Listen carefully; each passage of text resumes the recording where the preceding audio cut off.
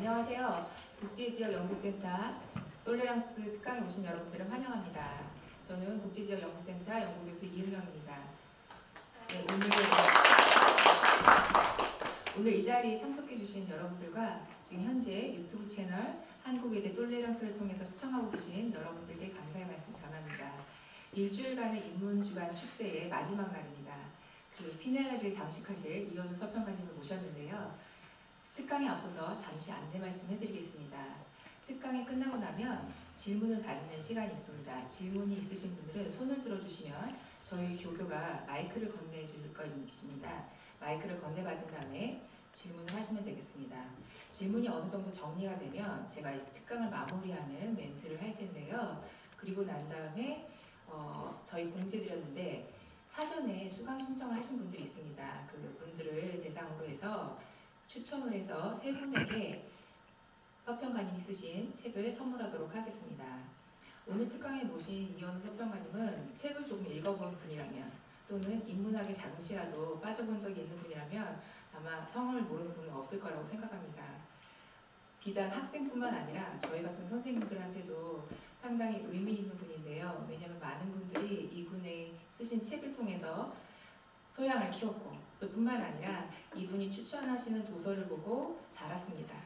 여기 참석하지 않은 분들도 이분의 성함을 듣고 다들 설레는 마음으로 기다렸을 줄 압니다. 저 역시 그리고요. 오늘 선생님의 말씀을 통해서 저희가 인문학이 무엇인지 그렇게 읽기 싫었던 왜 읽어야 되는지 모르는 그 고전 또는 세계문학에 대해서 좀 더 깊이 있게 접근할 수 있는 그런 시간이 되리라고 믿습니다. 너무나 귀한 분 모셨으니까요. 박수로 환영해 주시고 또 좋은 특강 시간을 즐기시기 바랍니다. 고맙습니다.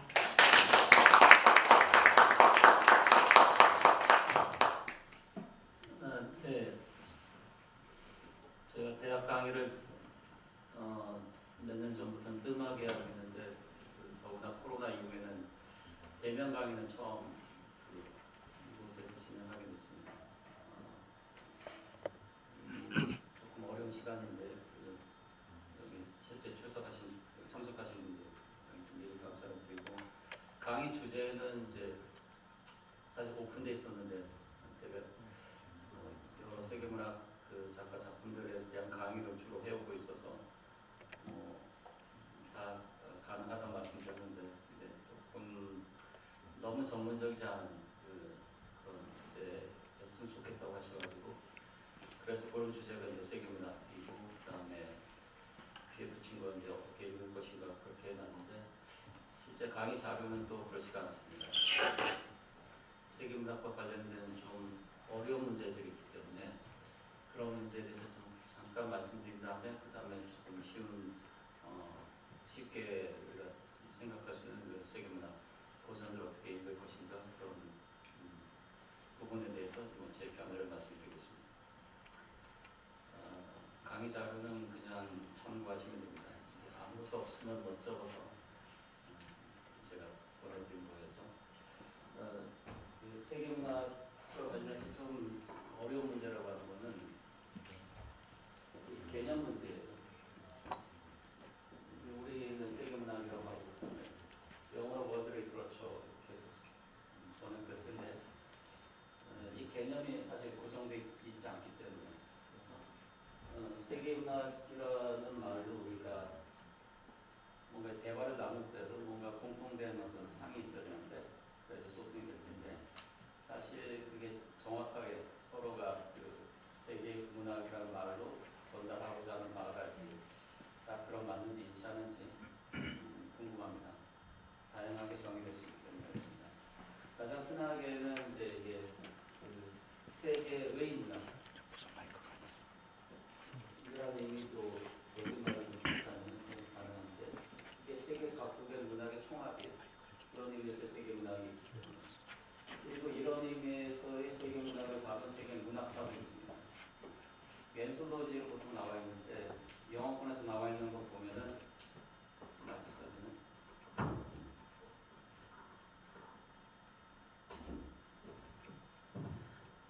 네, 영어권에 나와 있는 거 보면은 되게 이제 서양 정전 중심이고 특히 영어권 작가 작품들 중심으로 되어 있고, 동아시아는 제가 본 엔솔로제는 뭐 일본 작가 한 명 들어가 있거나 뭐 거의 그런 식의 약간 구색 맞추기 식으로 좀 들어가 있습니다.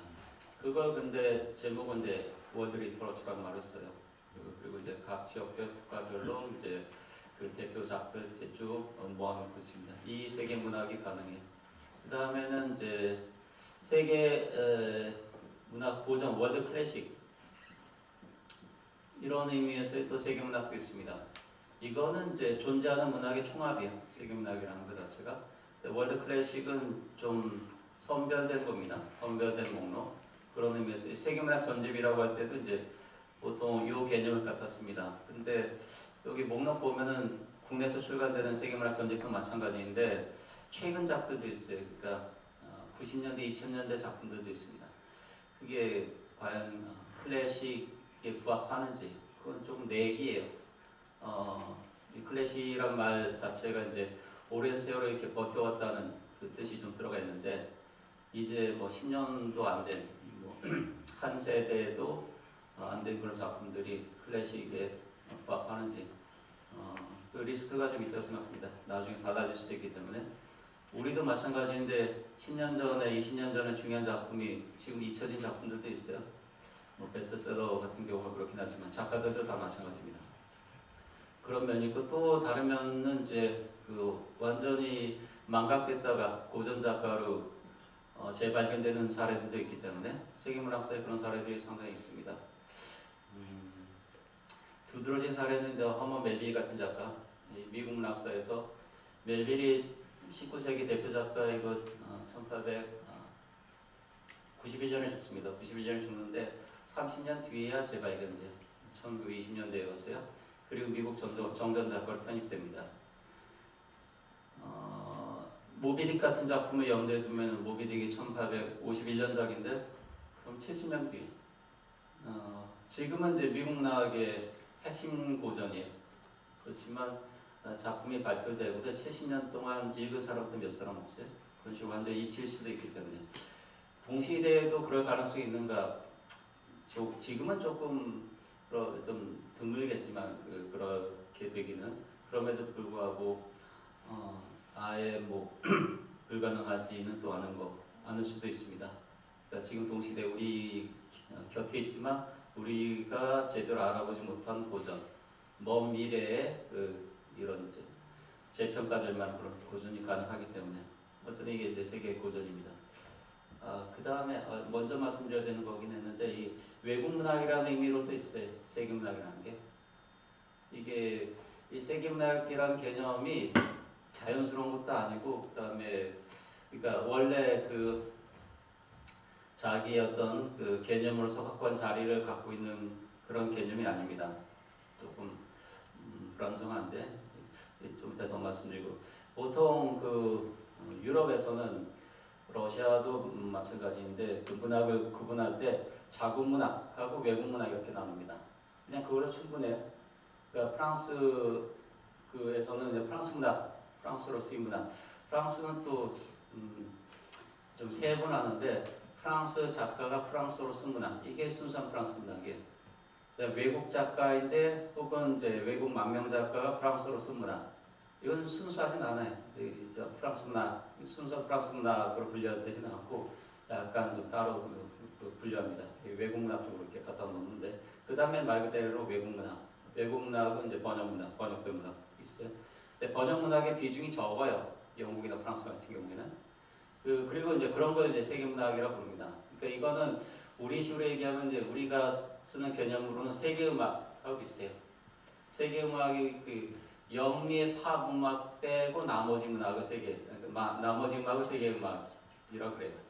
라디오 프로그램 같은데 이제 세계 문학이라고 얘기할 때는 뭐 남미 음악이니 그 다음에 유럽의 좀 주변부 국가들 그런 저 이탈리아니 이런 데 음악을 이제 세계 문학이라고 불러요. 약간 이상하잖아요. 왜 미국의 팝은 세계 음악이 아닌지 그 빼놓고 하는 겁니다. 그러니까 우리가 생각하는 만큼 그렇게 이게 딱 맞아 떨어지진 않습니다. 개념이라는 것 자체가 외국 문학을 가리키기도 한다고 하는 거. 그 다음에 이제 네 번째가 또 가능한 개념인데 이거는 이제 도거예요. 벨트리트라투어라는 말. 괴테가 저작권자입니다. 괴테가 처음 발설했기 때문에 이게 연도도 특정이 돼요. 1827년에 에커만과의 대화에서 이렇게 나오는데 세계문학에 대해서 얘기한 다음에 세계문학의 시대가 도래할 거라고. 그러니까 굉장히 특이한 발언인데 괴테가 얘기하는 세계문학은 존재하는 문학이 아니에요. 앞으로 존재할 문학이에요. 그런 면에서 이거랑 다릅니다. 괴테 시점에서 이게 19세기 이제 초반 정도 되는데 그 시점에서도 이 세계의 문학은 있어요. 여러 작품들이 있기 때문에. 그런데 괴테가 얘기하는 세계 문학은 벨트리트라투어는 그 세계의 문학을 가리키는 게 아니고 앞으로 도래할 어떤 것을 이렇게 가리키기 때문에 그러니까 또 다른 세계 문학이 있습니다. 만약에 이제 세계 문학의 역사를 다룬다고 하면 저는 이 개념들의 차이가 있기 때문에 이 분류대로 따르면 4가지 종류가 가능해요. 세계문학사가. 각각의 세계문학사가 다 별도로 기술될 수 있을 거기 때문에 그렇습니다. 요거는 이제 말씀드렸던 대로 흔하게 있어요. 우리도 마찬가지인데 세계문학사라고 예전에 나와 있는 책도 있어요. 그거는 이제 대개 서양문학은 이제 호메로스부터 시작하고 뭐 동양문학은 또 뭐 중국 고전부터 시작해가지고 쭉 이렇게 간략하게 기술하고 있습니다.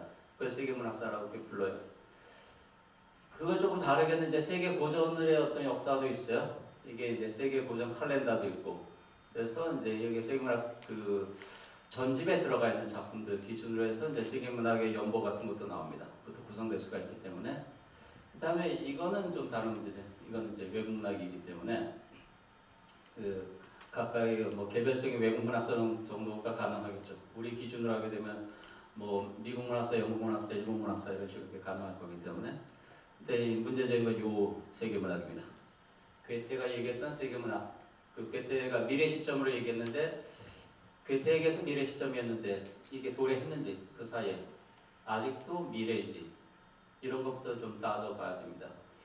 그래서 이게 괴테적 구상의 저작권을 괴테가 갖고 있기 때문에 거기에 덧붙여서 마르크스와 엥겔스가 저 공산당 선언에서 48년에 발표한 공산당 선언에서도 세계문학에 대해서 또 언급합니다.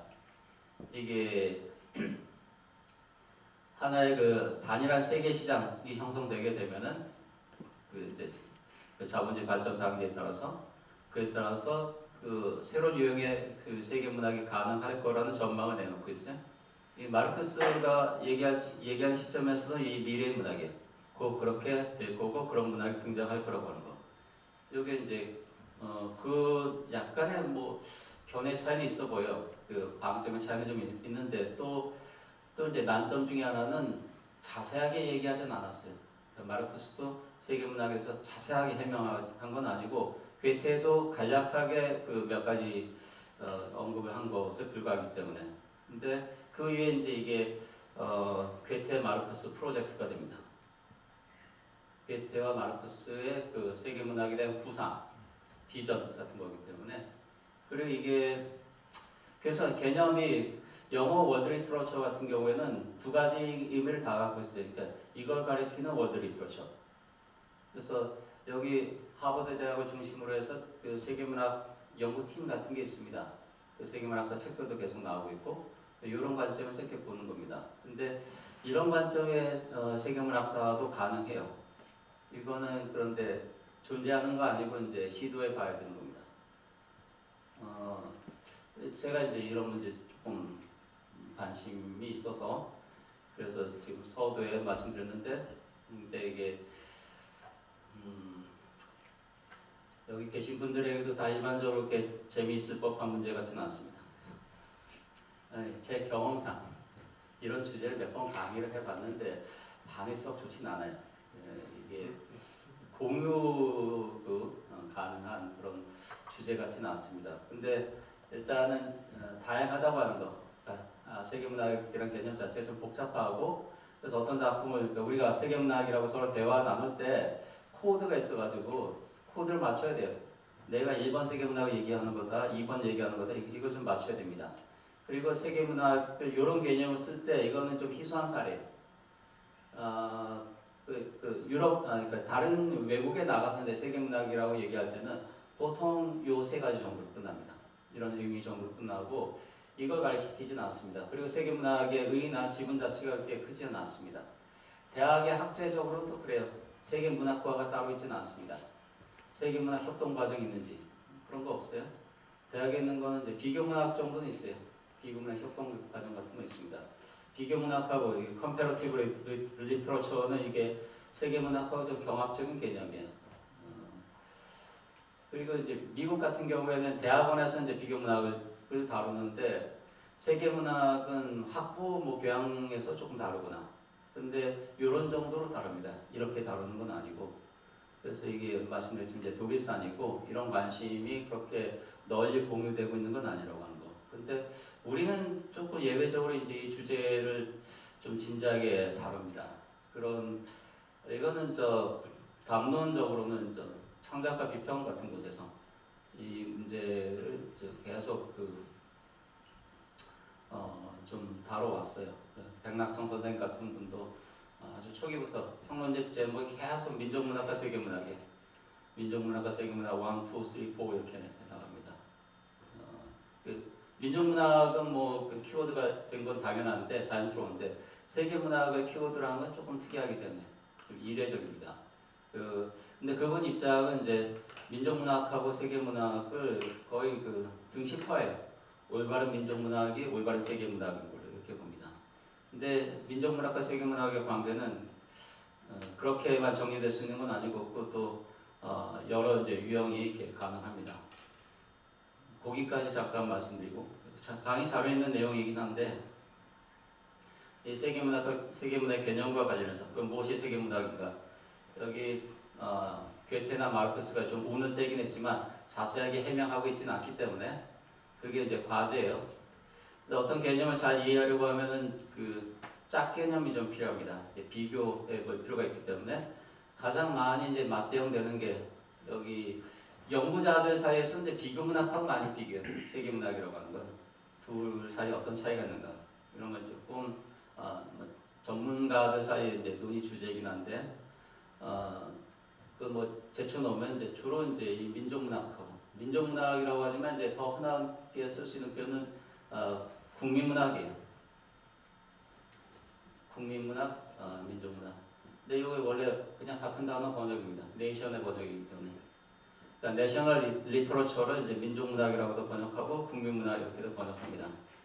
그거는 이게 에르스트 르낭의 유명한 강연이 있는데 민족이란 무엇인가 이렇게 번역되어 있어요. 근데 국민이란 무엇인가를 번역해도 맞아요. 이게 이제 우리말 번역상의 문제입니다. 우리말이 조금 이 두 가지 개념을 다 번역을 쓰기 때문에 우리만 조금 혼란스러워요. 그리고 이제 세계문학이 있어요. 이쪽에 대응하는 건 이제 국민국가이고 그렇습니다.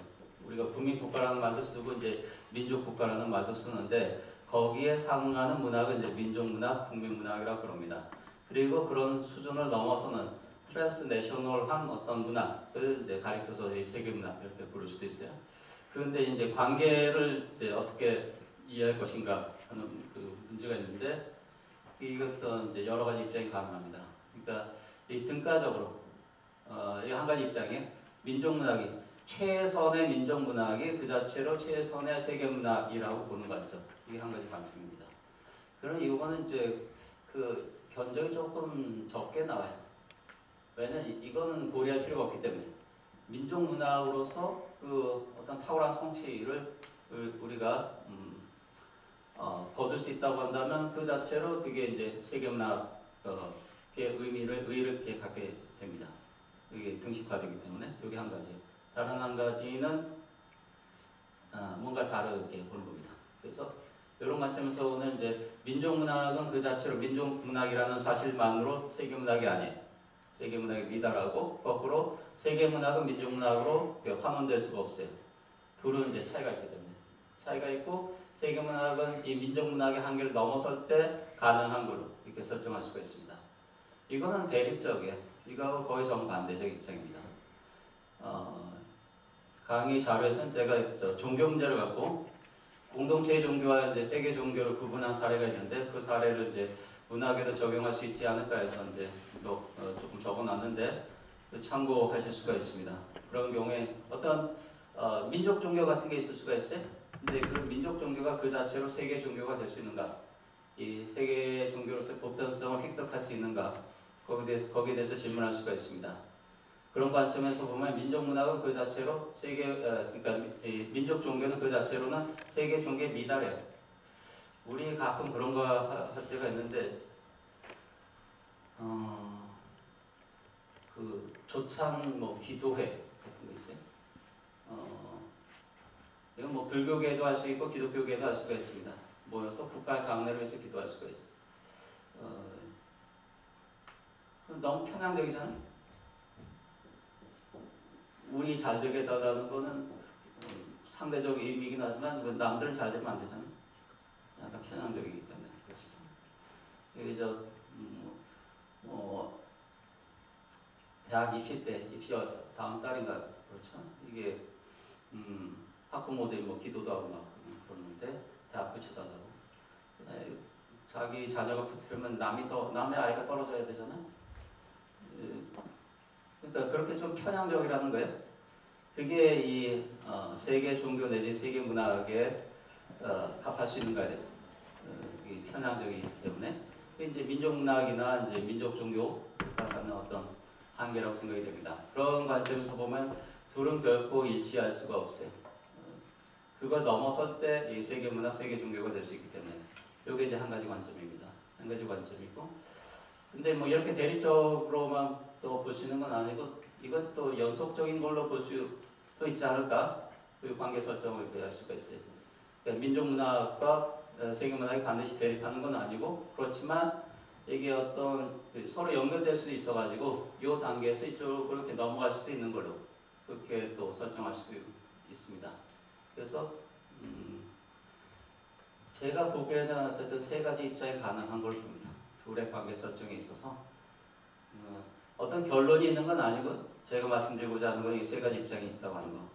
그래서 세계 문학에 대한 이해가 그래서 이렇게 복잡합니다. 1차적인 개념 규정에 대해서는 말씀드렸지만 상대적으로 민족 문학과의 관계에 있어서도 다양한 입장이 가능하다고 하는 거.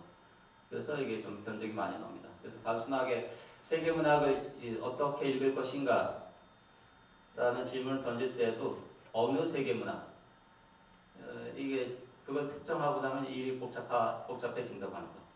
그리고 이제 세계 문학에 대한 어떤 규정, 정의에서부터 그다음에 그게 그 건너뛸 수 없는 게 어떻게 읽을 것인가하고 무관할 수가 없기 때문에 그러니까 이 민족 문학 어떤 작품 이제 민족 문학으로 읽는 경우하고 어떻게 읽을 것인가라고 얘기할 때 이게 하나의 시각이에요. 세계 문학으로 읽는 거하고 이 관점이 같을 수가 없습니다. 다를 수밖에 없기 때문에. 그래서 세계 문학을 어떻게 정의하느냐 하는 문제가 그래서 거기에 대해서 어떻게 접근할 것인가 어떻게 읽을 것인가와 분리될 수 없다고 하는 거. 이건 좀 추상적인 논의여가지고 좀 쉬운 사례로 말씀드리면은 제가 자주 드는 사례는 마크 트웨인인데 미국 대표 작가이고 그렇습니다. 미국 국민문학의 미국에서 그런 표현 쓰는지 모르겠지만 이제 러시아 쪽에서 자주 쓰는 표현으로 이제 국민문학의 아버지 이런 것도 있는데 이 마크 트웨인이 이제 거기에 어떤 걸맞는 그런 작가이기도 합니다. 그 대표작이 뭐 여러 편 있지만 이제 가장 뭐 많이 읽히는 작품은 그 10대 소년들 이야기 톰 소의 몸하고 이제 허클베리킨의 몸 두 작품이에요. 근데 사례로 말씀드리는 것은 이 두 가지에 잘 대응하는 것처럼 보이기 때문에 그렇습니다. 톰 소의 몸하고 허킨의 몸. 이 톰 소의 몸은 그 1876년작이에요. 톰 소의. 내용은 뭐 아시죠? 톰 소의하고 그다음에 여기 이제 친구 당자 친구가 있는데 허킨이고 둘이 이제 여러 가지 사고 치고 다니는 그런 이야기. 이런 이제 모험이라고 이렇게 그리고 있습니다. 그다음에 이제 허클베리킨의 모험. 이게 원래는 이게 히트작이고 그래서 이 작품에 대한 반응 때문에 마크 트웨인이 곧바로 속편을 구상합니다. 그게 허킨 이야기예요. 그러니까 이 두 친구였는데 이제 톰 소요를 주인공으로 한 이야기를 좀 쓰고 그다음에 이제 허킨을 또 주인공으로 한 이야기를 또 뭐 맞았으면 그 견적상으로는 뭐 어려워 보이지 않습니다. 그런데 쓰다가 뭔가 이 트웨인이 좀 보심에 빠지는 걸로 보입니다. 왜냐면 단순하게 보자면 너무 늦게 발표가 돼. 속편이 8년 걸려. 이게 84년인가 이렇게 나오게 됩니다. 이게 통상적으로는 특별한 사정이 없는 이상 이렇게 되기는 어렵습니다. 왜 이렇게 되는가? 이거는 속편이면서 속편이 아니기 때문에. 속편만 쓰고자 했다라면은 뭐 바로 연해서 쓸 수도 있어요. 원래 마크 트웨인이 뭐 다작의 작가이기 때문에 이렇게 뜸들이고 하는 그런 작가가 아닙니다. 근데 왜 이렇게 오래 걸리는가에 대해서.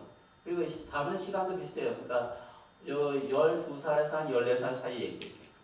그 시절의 이야기, 그러니까 8년 지났다고 해서 8년 뒤 얘기가 아니에요. 그냥 같은 때 이야기인데 왜 이렇게 인터벌이 벌어지게 되는가? 마크 트웨인이 직접 의식하지 않았던지 간에 이 두 사람의 질적 차이가 있기 때문에 그렇습니다. 지금 부대에서 말씀드리자면 이제 평소의 모험 같은 경우는 미국 문학의 클래식이에요. 내지는 미국 국민문학에 가까운 그런 작품이에요. 근데 허피는 뭔가 그런 한계를 넘어서는 그런 작품이에요. 도약하는 작품입니다. 그래서 수준이 전혀 달라요. 그러니까 세계문학 전집에 나란히 출간되기도 하는데 독자 입장에서도 따로 대우해야 됩니다. 나란히 꽂아 놓는 것은 허핀에게 약간 부당해요. 약간 조금 더 좀 올려놓는 것 같아요. 예우를 좀 갖춰야 됩니다. 이게 훨씬 더 중요한 작품이기 때문에. 왜 그런가에 대해서 똑같은 꼬마를 다루고 있는데 허핀이 톰 소여보다 더 대단한가?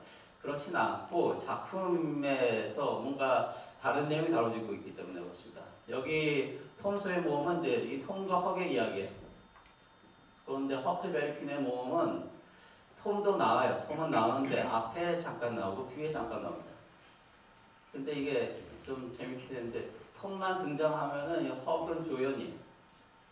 톰이 주도적이고.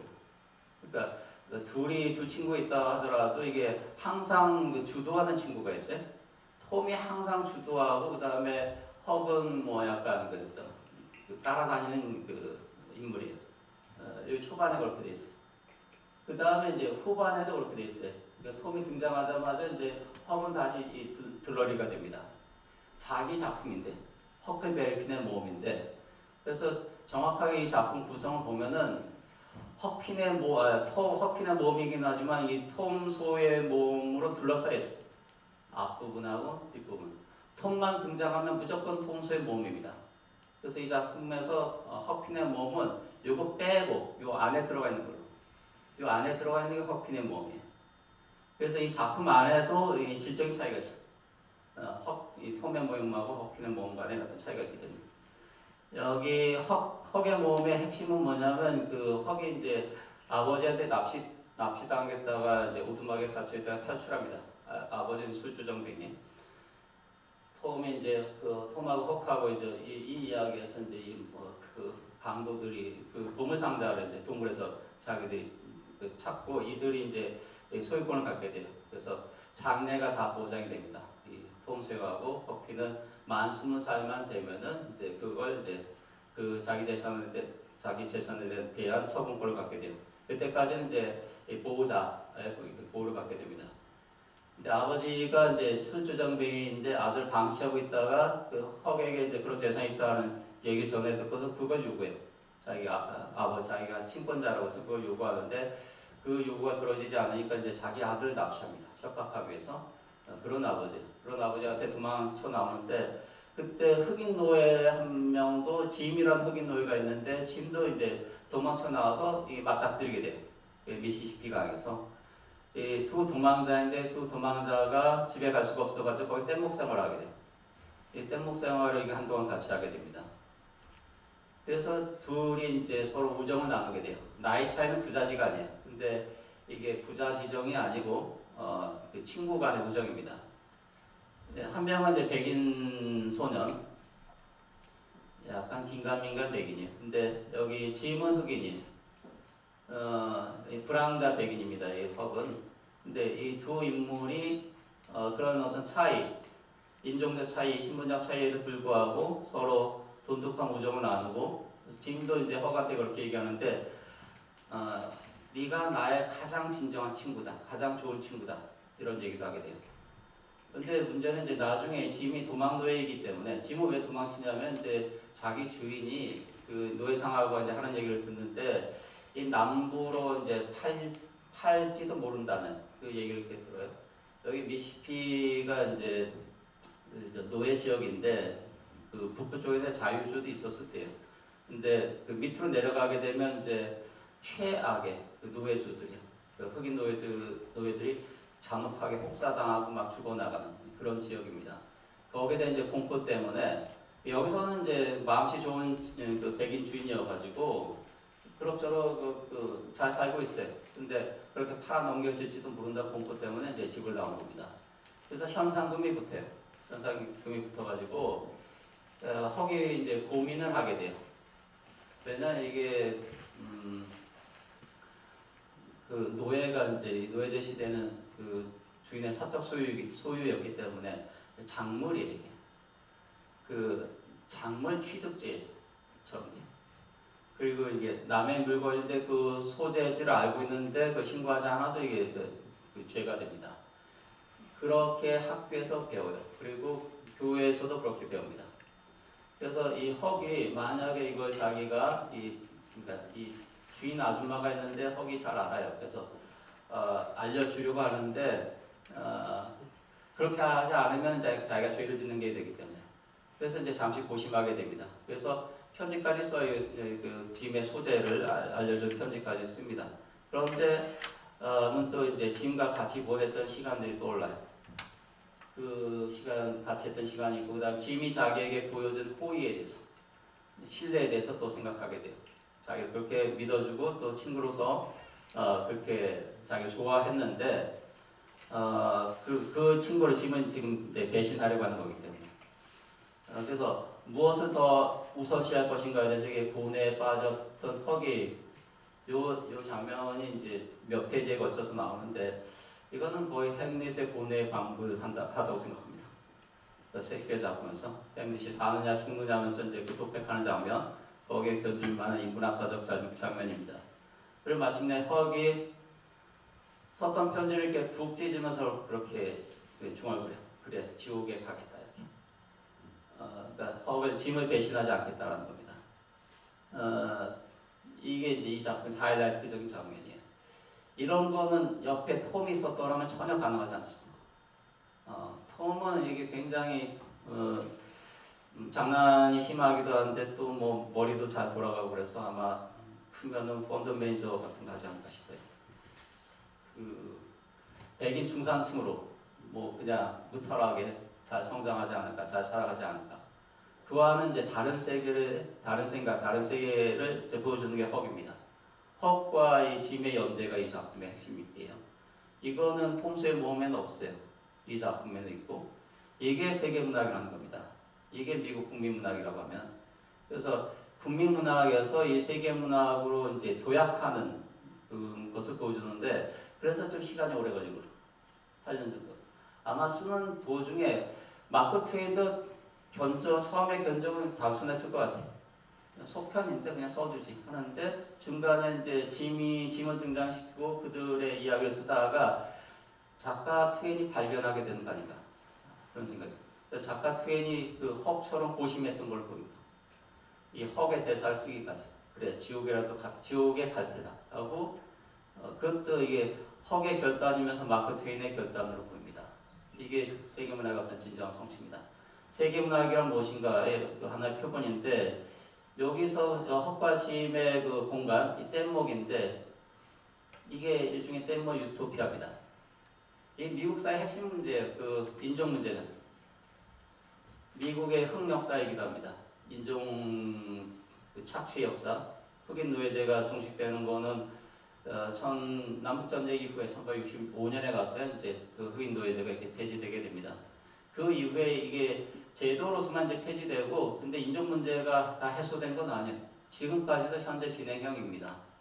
이 문제에 대해서 그 미국 문학의 책무인데 진지하게 심각하게 다뤄야 돼요.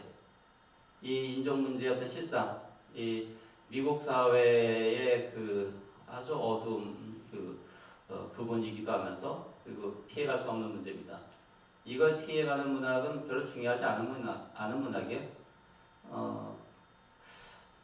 해밍웨이 같은 작가가 이걸 피해가고 있어요. 그래서 저는 해밍웨이는 좀 특이한 간판이라고 생각합니다. 해밍웨이 문학을 그렇게 미국인들이 좋아하고 하는 것은 뭔가 좀 협잡의 냄새가 있어요. 왜냐 해밍웨이 문학만 보게 되면은 이런 문제가 보이지 않기 때문에 여기 해밍웨이 씨가 아주 고독한 그 개인이란 주인공 형상이 등장하고 하는데 그게 세계 문학으로서 어필할지 모르겠지만 저는 상당한 그 좀 난점이 있다고 생각합니다. 이 중요한 문제를 이렇게 빼놓고 있기 때문에 그렇습니다. 흥미롭게도 해밍웨이가 그렇게 발언을 했어요. 미국 문학은 허퀸으로부터 나왔다. 그러니까 모든 미국 문학의 출발점이 허클베리 핀의 모험이에요. 그건 대단히 정확한 그 발언이고 평가인데 그런데 뭘 빼놓고 있어요. 이게 짐을 빼놓고 있기 때문에. 그래서 이 허클베리 핀에서 헉의 형상은 두 가지인데 혼자 있을 때, 헉 혼자 있을 때, 그 다음에 짐과 같이 있을 때. 근데 핵심은 짐과 같이 있을 때예요. 헉 혼자 있을 때가 아니고. 이 헉은 나중에 소설 결말 보면은 이제 주일학교 다니는 거 너무 싫어가지고 학교 다니기도 싫고 그래서 인디언들 마을로 가려고 해요. 황야로 가려고 합니다. 그게 이제 작품 결말이에요. 그걸 미국 문학에 계승합니다. 그러니까 미국 문학의 계보는 이제 여기서 이쪽으로 빠져나온 계보가 있고 해밍웨이 같은 작가가 대표하게 됩니다. 그리고 이 주제를 계승하려는 또 작가 문학이 있어요. 그리고 있어야만 됩니다. 두 가지로 나눠진다고 합니다. 그래서 해밍웨이적인 계승은 저는 절반이라고 생각해요. 그리고 핵심은 이게 아니고 이쪽이라고 생각합니다. 그런 주제는 그 멜빌도 다루고 있어요. 또 모비딕 같은 작품에서. 모비딕에서도 중요한 주제는 에이어브 선장도 중요한 주제이지만 작품에서 그와 이제 비교되는 게 그 화자 이슈메이라고 그 다음에 퀵핵이라는 식인종 사이 우정이에요. 그 둘을 대비시키고 있는 작품입니다. 그 모비딕 같은 작품은. 그리고 작가 멜빌의 어떤 초점은 에이어버에게 두어져 있다기보다는 정확하게는 여기 이슈메일, 화자 이슈메일이에요. 모비딕이라는 작품의 두 주인공이에요. 이게 이제 화자이고 주인공으로 이렇게 보이지만 이슈메일이 이제 작품 비평사나 이제 연구사에서도 어떤 그 초점이 이렇게 이동하게 되는데 처음엔 전부 다 에이어브 중심으로 이 작품을 읽었어요.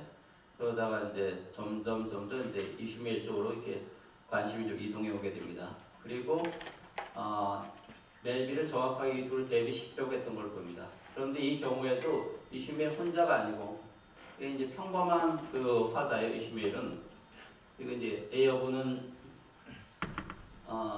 이 범상치 않은 이제 인물입니다. 어떤 초인적인 그런 형상이기도 해요. 에이어브는 어떤 인물이 있냐면 작품에서 그런 대사도 나오는데 태양이 내리쬐다면은 거기에 대해서 반항하고자 합니다. 그 태양에 대해서.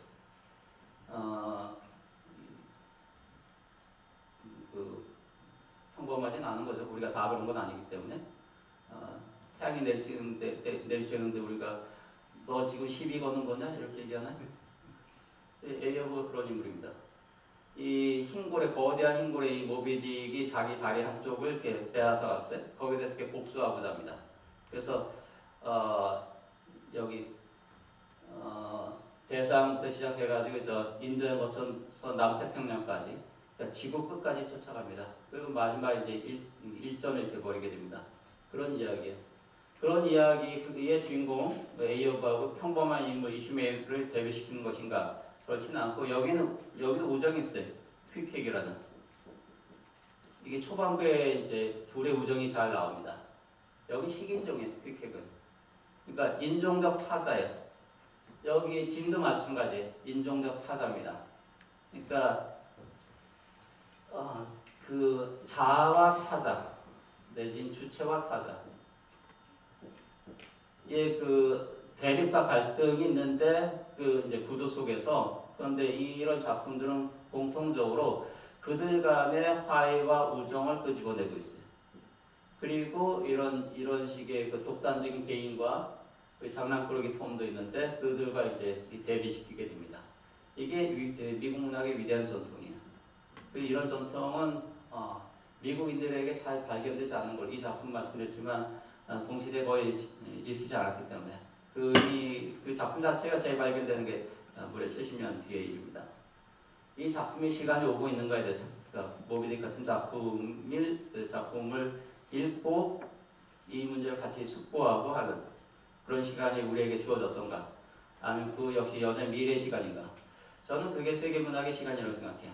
이런 게 세계문학이기 때문에 여기 땡목의 사례도 있고 여기는 작품 결말에는 이제 이 둘의 어떤 우정을 처리하는 이제 멜빌의 방식인데 이슈메일의 에이어브의 과욕 때문에 모비딕을 끝까지 이제 추적했다가 모비딕의 이제 반격을 받고 이 피코드고 이 배가 이제 난파하게 돼. 그래서 에이어브 선장뿐 아니고 선원들 전체가 수장됩니다. 그런데 유일한 생존자가 이슈멜이에요. 이슈멜 혼자 살아남게 됐는데 어떻게 살아남는가 하면은 퀴캑의 퀴캑이 이제 그 항해 중에 병이 나가지고 자기 관을 스스로 짜놔요. 이 퀴캑의 관을 짜놓는데 근데 이제 병이 회복돼가지고 이제 죽진 않는데 마지막에 그 짜놓은 관은 이제 구명 부표로 써요. 네, 그 관짝을 이슈멜이 붙들고 살아남게 됩니다. 그래서 그게 어떤 협업관계, 둘이 어떤 우정을 나누게 됐는가가 초반에 나오는데 그 우정이 이제 이슈멜의 목숨을 건지게 됩니다. 다 수장된 상황에서도 그 에이어브하고 이슈멜이 그렇게 대비됩니다. 작품에서는 이거는 우연적 설정이라기보다는 그 작가 멜빌의 의미심장한 어떤 주제 제시라고 그렇게 생각이 됩니다. 이 둘을 이렇게 분명히 비교 대비시키고자 했던 게 이게 미국 문학의 중요한 전통을 이어야 된다고 하는 거. 이어야 된다고 말씀드린 것은 그렇게 되지 않은 걸 보이기 때문에 그렇습니다. 특이하게도 해밍웨이 쪽으로 이렇게 가게 되면서 미국 문학이 20세기에도 주로 다루는 주제는 그 주인공 형상은 고독한 개인이에요. 이 허킨도 그렇게 이해합니다. 거기에 빠져있는 주제가 이들의 우정입니다. 이 우정은 프랑스 혁명 이념으로 다시 바꿔서 표현하면 박애, 형제이고 박애이고 그렇습니다. 자유평등 박애라는 게 혁명 이념이었는데 그것을 실현해 가는 과정이 그 진정한 혁명이고 더 나아가서 그 혁명의 세계적 확산이 세계혁명이에요. 세계문학은 그런 세계혁명에 상응하는 문학이라고 생각합니다. 그런 단계를 이렇게 보여주는 작품들을 우리가 지목할 수가 있어요. 이제 이런 작품들이 거기에 해당합니다. 앞서 말씀드렸던 그러니까 이 작품들은 전부 다 이제 괴테 사후에 나온 작품들. 괴테가 읽지 못했던 그런 작품들. 그렇지만 괴테가 세계문학의 시대가 도래할 거라고 얘기했는데 물론 이제 중요한 조건은 번역 문제 좀 이따 말씀드릴 텐데 그래도 번역이라는 게 이제 중요한 요건이긴 한데 왜냐면 이 작품들을 우리가 번역을 읽기 때문에 모비딕도 번역을 읽고 허클베리도 이렇게 번역을 읽는 겁니다. 그게 미국인이 이 작품을 읽게 되면은 세계문학으로 읽는 게 아니고 미국 문학으로 읽는 겁니다. 미국 국민문학으로 읽는 겁니다. 세계문학은 번역의 형태로 존재하기 때문에 우리가 번역으로 읽을 때 그걸 세계문학으로 읽는 겁니다. 한국문학의 경우에도 마찬가지예요. 그게 형식적 조건인데 내용적 조건까지 따지게 되면은 이런 주제를 품고 있는 문학. 이게 다른 의미에서 세계입니다. 세계란 개념은 월드란 말 같은 거에 이제 들어가 있지 않은데 한자어로 쓰면 좀 무외 정도라 생각해. 바깥이 없는 것. 이게 세계입니다. 바깥이 없기 위해서 그러니까 이 국민문학 같은 경우에는 그래서 이게 세계문학에 미달한다고 말씀드렸는데 경계가 있기 때문에 각 국민국가가 어떤 국경이 있습니다. 안이 있고 바깥이 있기 때문에 그 바깥이 없는 상태가 이 확장돼서 바깥이 없는 상태가 세계입니다. 그런 비전을 보여주는 문학이 세계문학이에요. 여기 이슈멜과 퀴캑의 경우에도 이 백인대 식인종 그리고 종교적으로 타자예요. 장로교 신자이고 그 다음에 여기는 이제 부족 종교가 또 따로 있어 식인종. 목각 인형 같은 거 두고 예배하고 그렇습니다. 근데 여기도 이제 고심하는 장면이 있어요. 이슈멜이. 그러니까 어쩌다가 이제 빈방이 없어가지고 이제 같은 방에서 이제 잠을 자게 되는데 또 같은 침대여서 그래서 좀 에로틱하다 보기도 해요. 그런데 이저 퀵택이 이제 예배를 보는데 잠시 의심의 고심을 합니다. 이게 이교신 을 숭배하는데 자기는 이제 기독교 신자인데 내가 그 예배에 동참해도 되는가에 대해서 잠시 이제 숙고하다가 그런데 어떤 깨달음을 얻습니다. 만약에 내 친구인데 친구의 예배에 동참하지 않는다는 거, 그리고 내가 믿는 신이 모시는 신이 저 목박 인형을 이렇게 질투한다고 생각하는 것은 신성모독이다. 그렇게 생각하면서 그 예배를 이렇게 같이 봅니다. 이게 우정의 테마예요. 지금과 허기 보여주는 우정과 마찬가지입니다. 그때 바깥이 없어지는 겁니다. 둘 사이의 경계, 칸막이가 없어지는 거기 때문에 이슈메일과 퀵택이 하나가 되는 거기 때문에 그렇습니다. 여기 뗏목도 마찬가지예요. 헉과 짐의 경우도 마찬가지인데 둘 사이에 어떤 경계가 있어요. 근데 그 경계가 이렇게 지어집니다. 여기 헉의 그 대사가 인상적인데 그래서 세계문학은 헉의 대사대로 하면은 지옥에 떨어지는 문학입니다. 지옥으로 기꺼이 가는 문학, 이게 세계문학입니다. 이런 부익을 넘어서서, 이런 부익과 차별을 넘어서서 이와 대립되는 거는 이제 이 세계는 여러 가지 그러니까 어떤 장벽을 어떤 칸막이를 넘어선다는 의미가 있는데 하나는 이제 여러 가지가 있어요. 인종적인 그 장벽. 여기 저 미국에서 지금 멕시코 장벽 세우고 있는데 그거 마찬가지. 아직도 덜 됐다는 뜻입니다. 미국이. 그 다음에 인종적 장벽도 있고 이제 국가 간 민족 간 장벽도 있고 그 다음에 종교 간 장벽도 있고 계급 간 장벽도 있고 다 있어요. 기생충에도 나오지만 선 넘어오지 말라고 그 선이 있어요. 보지 않는 선들이 있습니다. 그게 엄존해요. 그 현실이기 때문에 세계문학은 어떤 운동이고 방향입니다. 그걸 넘어서고자 하는 운동이에요. 그게 세계문학이에요. 그게 세계문학의 운동이고 거기에 대한 이제 경고문들이 붙어 있어요. 지옥에 떨어진다고. 그걸 감수하는 게 세계문학입니다. 이건 그래서 지금 존재하는 문학이 아니에요. 존재하는 문학이 아니고 도래해야 되는 문학. 어떤 이념으로서의 문학입니다. 그런 세계문학이 있고 그런 세계문학으로 구성되는 세계문학사가 있을 거라고 하는 거. 있어야 된다고 하는 거. 이제 세계문학과 관련해서 저는 주로 강의를 이제 세계문학 고전들에 대해서 강의해요. 그렇지만 그 고전들 가운데에는 이런 작품들도 있습니다. 그러니까 국민문학으로서의 고전들도 있어요. 근데 그런 걸 넘어서서 세계문학의 어떤 성취로 성취에 값할 만한 그런 작품들도 있다고 하는 거. 거기에 대한 이제 제대로 된 평가, 음미 같은 게 필요합니다. 그런 작품들에 대한 게 경험이 필요해요. 경험이, 독서 경험 같은 게 필요합니다. 그거는 똑같이 되어보는 겁니다. 이슈메일이 되어보고, 헉빈이 되어보고. 그렇게 자꾸 이런 인물들과 만나고, 그들이 되어보고, 그들과 교제하는 경험을 갖게 되면은 좀 달라지지 않을까 하는 기대가 있어요. 그러니까 문학을 왜 읽는가, 왜 공부하는가와 관련해서 제가 제시할 수 있는 그 답변은 그런 겁니다. 그렇게 하면은 우리가 조금씩 달라지지 않을까라는 기대가 있고 모두가 그렇게 조금씩 달라진다면 세계도 좀 달라지지 않을까 하는 거. 그런 기대가 하나가 있어요. 세계를 바꾸고자 하는 시도나 계획은 뭐 다양하게 가능할 수가 있습니다. 근데 문학을 통해서 뭘 기대해 볼 수 있을까? 저는 그런 정도의 어떤 기대를 좀 가져보는데 헛된 기대일 수도 있어요. 점점 이제 안 있는 걸 보이기 때문에 이 모비딕도 좀 분량이 두껍고 하기 때문에 헐베르킨의 몸도 지금 많이 읽히는지 모르겠어요. 그래서 이거 아동문학 수준을 넘어섭니다. 그 청소년 문학도 아니고 이런 경우는 이게 세계문학에 해당합니다.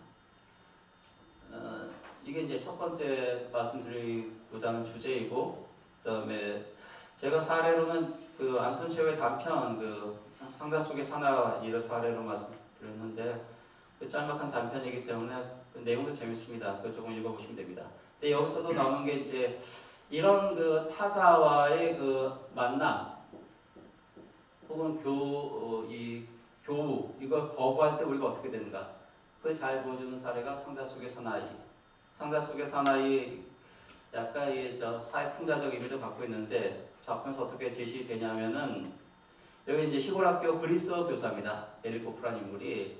근데 벨리코프는 그리스어 교사인데 인간을 부를 때도 안트로포프 이렇게 부릅니다. 그러니까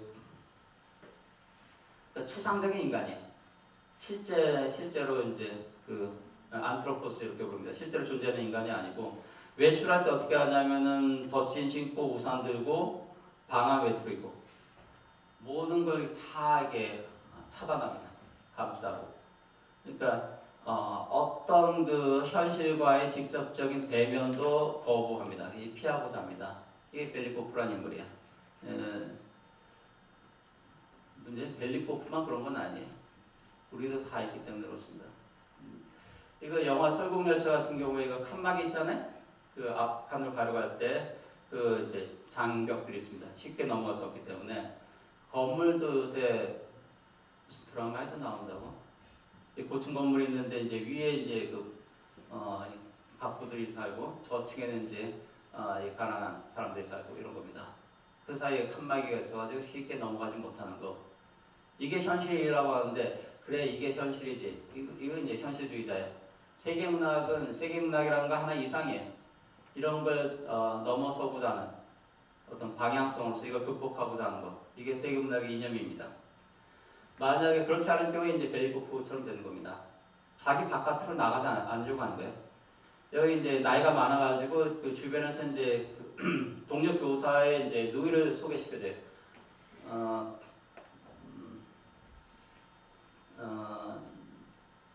코발렌코라는 이제 그 교사의 누나인데 바렌카라고. 근데 만나긴 하는데 이 벨리코프가 이제 총을 주저합니다. 여기 여성이기 때문에 타자이기도 하고 그다음에 출신으로도 타자예요. 우크라이나 출신이기 때문에.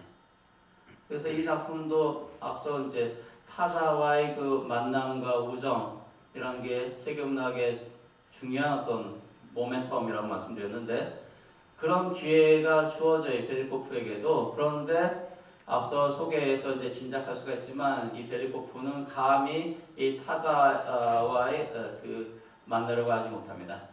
이 총을 이렇게 계속 주저해요. 그러다가 이제 사건이 벌어지게 되는데 다른 게 아니고 이 벨리코프가 이제 외출 중에 그 자전거를 타고 이 오누이가 지나가는 걸 봐요.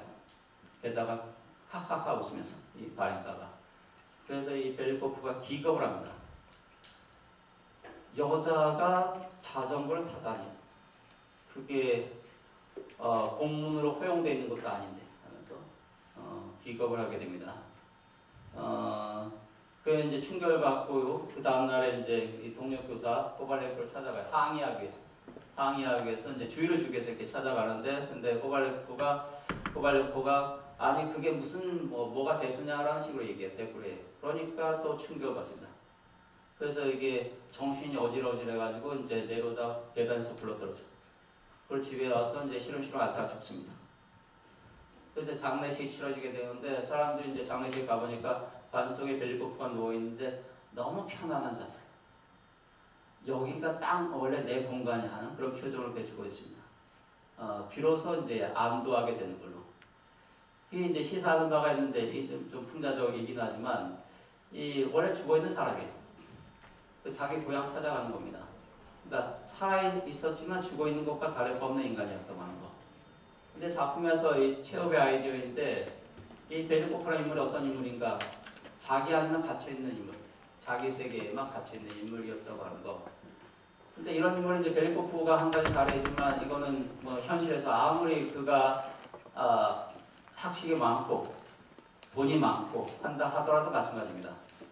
이 또 다른 벨리코프에 불과하기 때문에 이 작품의 어떤 메시지이기도 한데 이 벨리코프를 이제 풍자하면서 벨리코프가 놓친 가능성에 대해서 얘기합니다. 이 기회에 대해서. 저는 그래서 아까 민족문학에 대해서 이제 세계문학과의 관계 여러 가지 입장이 가능하다고 말씀드렸지만 민족문학이 그 자체로 세계문학이 될 수 있을 거라는 입장에는 좀 동의하기는 어렵고요. 이게 이제 상자 속의 문학 같은 게 세계문학이 그 자체로 세계문학이 될 수 있을까요? 의구심을 갖기 때문에 그렇습니다. 저는 이제 이게 이렇게 되거나 하면 이제 이행적 과정을 보여주어야 하지 않나 그렇게 생각합니다. 이게 한 가지 주제였고 그다음에 번역과 관련해서 세계문학과 관련해서 이제 오늘 말씀드리고자 하는 건 이제 두 가지 주제인데 이 두 번째 주제에 대해서 30분 정도 말씀드리고 나머지 질문 받는 걸로 하겠습니다. 자료에서 이제 5쪽에 있는 내용인데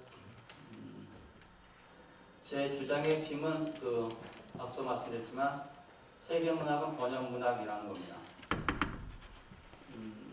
그리고 그게 어떻게 해서 이제 그런 결론에 이를 수 있는지에 대해서 좀 적고 있는데 제가 사례로 다루고 있는 건 노벨문학상이에요. 이게 국적을 가리지 않고 그러니까 세계문학을 대상으로 해서 이제 주어지는 상이기 때문에 그렇습니다. 다른 거는 다 제한적이에요. 가령 부커상 같은 경우는 이제 영어로 쓰인 작품만 대상으로 하고 있고 프랑스 콩쿠르상은 이제 프랑스 작품만 대상으로 하고 있어요. 근데 노벨상은 이제 그런 국적 불문으로 중요한 문학적 성취에 대해서 상을 줍니다. 1901년부터 수상자를 배출했어요. 그래서 지금 120년 정도 됐는데 수상자가 120명은 아니고 몇 명 빠집니다. 몇 차례 이제 건너뛴 적이 있기 때문에 그렇습니다. 올해 수상자는 기억나시나요? 루이즈 블링크라고 이제 미국 시인이에요. 근데 국내 지금 아직 번역된 작품이 없어서 내년 초에나 번역본 나온다고 합니다. 출판사들이 조금 바쁘게 됐는데 근데 즐겁게 바쁜 건 아니고 그러면 시집은 그렇게 많이 팔리지는 않기 때문에 노벨문학상과 관련해서 이게 우리가 가장 목매는 상 중에 하나입니다. 아마 우리만 그렇게 애타게 어떤 갈증을 느끼는 나라도 없어 보이기 때문에 그렇습니다. 이웃에 중국도 수상했고 중국 작가도 일본은 2명이나 수상자를 배출했기 때문에 그렇습니다. 그래서 이게 유럽 편향적이라고 욕하면서도 이제 매번 시즌만 되면은 이제 뭔가 기대를 해요. 근데 요즘 이제 그 기대치도 많이 줄어들었어요. 저는 객관적으로 보면은 10년 내로 힘들지 않을까 하는 생각이 듭니다. 10년 내로 두각을 나타낸 작가가 새로 등장하지 않는다면 어렵지 않을까 하는 생각까지 듭니다. 그거는 이유가 있는데 언어 때문에 그래. 다른 이유가 아니고. 이게 이제 세계문학에 주어진 상이라고 세계문학상이라고 한다면 그런데 이때 노벨상 기존 세계문학의 조건이 있는데 세계문학어로 쓰여야 돼. 이 작품의 존재 요건입니다. 한국어는 그 세계문학어는 아니에요. 이 세계문학어는 세계어하고도 다릅니다. 세계 공용어 같은 게 있죠. 이게 가령 국제회의석상에서의 공용어 공식어가 있고 그 다음에 올림픽 같은 데도 마찬가지고 그 다음에 경제에서의 공용어도 있어요. 가령 중국어는 이제 비중이 점점 커지고 있어요. 중국어나 일본어 같은 경우는 비즈니스 언어로 상당히 중요한 비중을 갖습니다. 중국과 교역하려고 하면 이제 중국어 배우고 그래야 돼요. 그런데 세계 문화어에 들어오지 않습니다. 중국어는.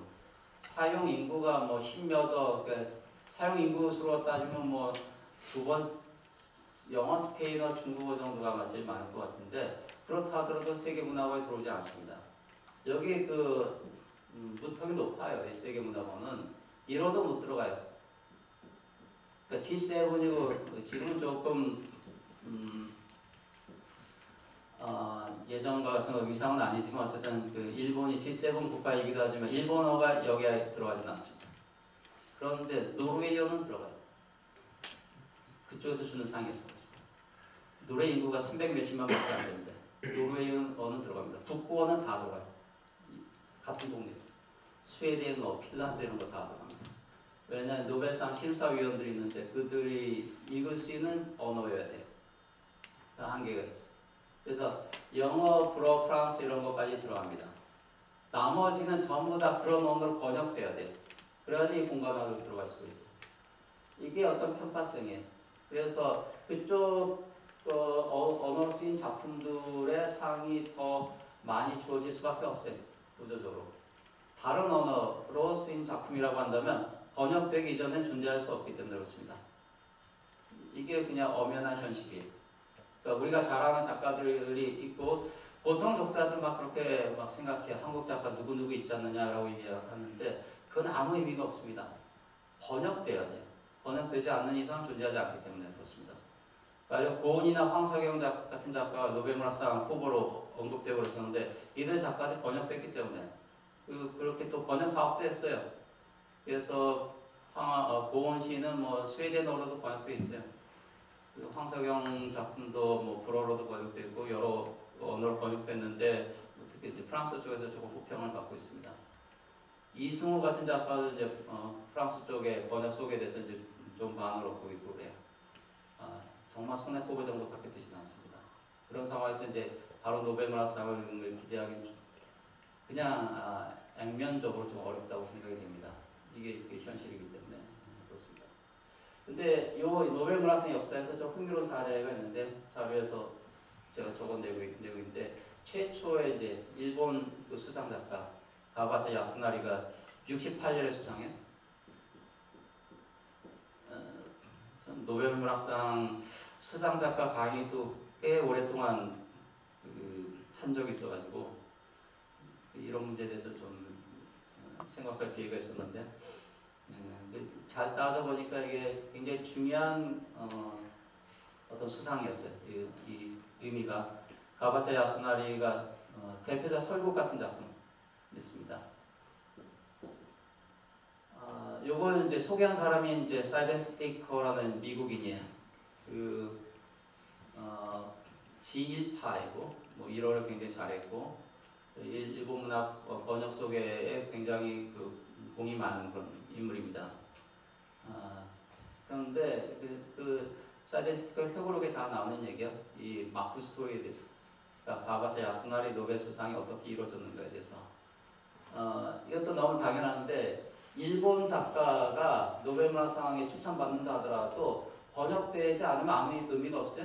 해프닝 중에 하나는 한국의 최초 노벨상 후보 추천이 60년대 후반 정도 있었어요. 요게 계기였어. 또 일본 작가 이게 계기가 돼가지고 우리도 뭐 추천하고 그러니까 일본 작가 수상하니까 좀 자극과 충격을 받았어요.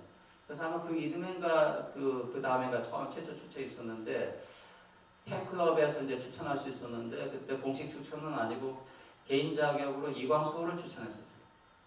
이광수를 추천했는데 이게 얼마나 넌센스인가. 이광수는 1950년에 사망해요. 근데 그때까지 알려지지 않아가지고. 그런데 왜 이광수를 추천했는가? 이광수 단편 하나가 번역돼 있어서. 그래서 추천합니다. 그러니까 추천하기 위해서는 번역된 작품이 있어야 돼요. 근데 찾아보니까 그때까지 한국 문학 가운데 없어요. 그래서 이제 이광수를 추천했는데 그때 이제 월북 작가이고 소재 불명이어가지고 그래서 공식적인 추천은 아니고 아마 사적으로 개인 자격으로 뭐 추천됐던가 그렇습니다. 이제 노벨상 비하인드 스토리인데 1호도 마찬가지입니다. 1호도 그 자체로는 그러니까 이 설국물은 일본어로 쓰였는데 노벨상 심사위원들이 이 작품 읽은 것인가 그렇지가 않아요. 이게 영어 번역이었어요. 영어 번역이 있고 스웨덴 번역도 설국의 스웨덴어판도 있는데 일어 번역, 그러니까 영어 번역 중역한 거예요. 일본어에서 번역한 게 아니고 이 사이렌 스티커 번역을 중역한 겁니다. 근데 문제는 사이렌 스티커의 번역이 정확하지 않아요. 좀 다른 작품이에요. 여기 가바타 야스나리가 쓴 거하고 이게 그래서 사이렌 스티커의 고백인데 자기가 번역하면서 가장 고생 많이 한 작품. 그럴 거 없습니다. 설국을. 왜 그러냐면 일본어가 우리도 그렇지만 좀 모호해요. 특히 이게 가바타 야스나리 같은 작품 세계 특징인데 뭔가 확실치 않고 뭔가 흐릿하고 좀 뭐 모호해요. 우리도 마찬가지인데 뭐 주어가 없다든가 이래요. 근데 영어 문창은 정확하게 주술 관계가 딱 맞아 떨어져야 돼. 이게 애매하게 뭐 어떤 그 수로가 있다고 한다면 그 주어가 누구인지 분명하게 밝혀야 됩니다. 근데 그게 모호하니까 이 번역하면서 애를 먹었고 가바테 야스나리한테 매번 물어봤어요. 이게 이런 장면들이 좀 모호한데 어떠십니까? 하니까 답변이 네 그렇군요. 뭐 도움은 안 돼요. 그래서 사이드 스티커가 재량껏 합니다. 그래서 자기 작품 만들어내요. 그래서 이게 원문 그대로 번역한 거하고 이 작품 번역에 대한 연구도 많이 돼 있어요. 근데 비교해 보면은 달라요. 다른데 정확하진 않은데 훨씬 유려해요. 이거 원문 그대로 옮기면 이제 번역 2 문장이 돼요. 근데 사이드 스티커 번역은 이제 깔끔해요. 거의 아주 유려합니다. 그러니까 사이드 스티커 버전으로 그 설국을 다시 쓴 거라고도 할 수 있어요. 그런데 노벨상을 그 1호로 된 작품을 보여준 게 아니고 이 영어본을 기준으로 이렇게 줬다는 겁니다. 그래서 이 수상이 상당히 의미가 있어요. 다른 작가 작품들의 사례는 그렇지 않아요. 그 이전에. 이거는 이제 심사위원들이 그 작품 직접 읽고 상을 주는 겁니다. 근데 이거는 달라요. 그래서 좀 흥미로운 사례입니다.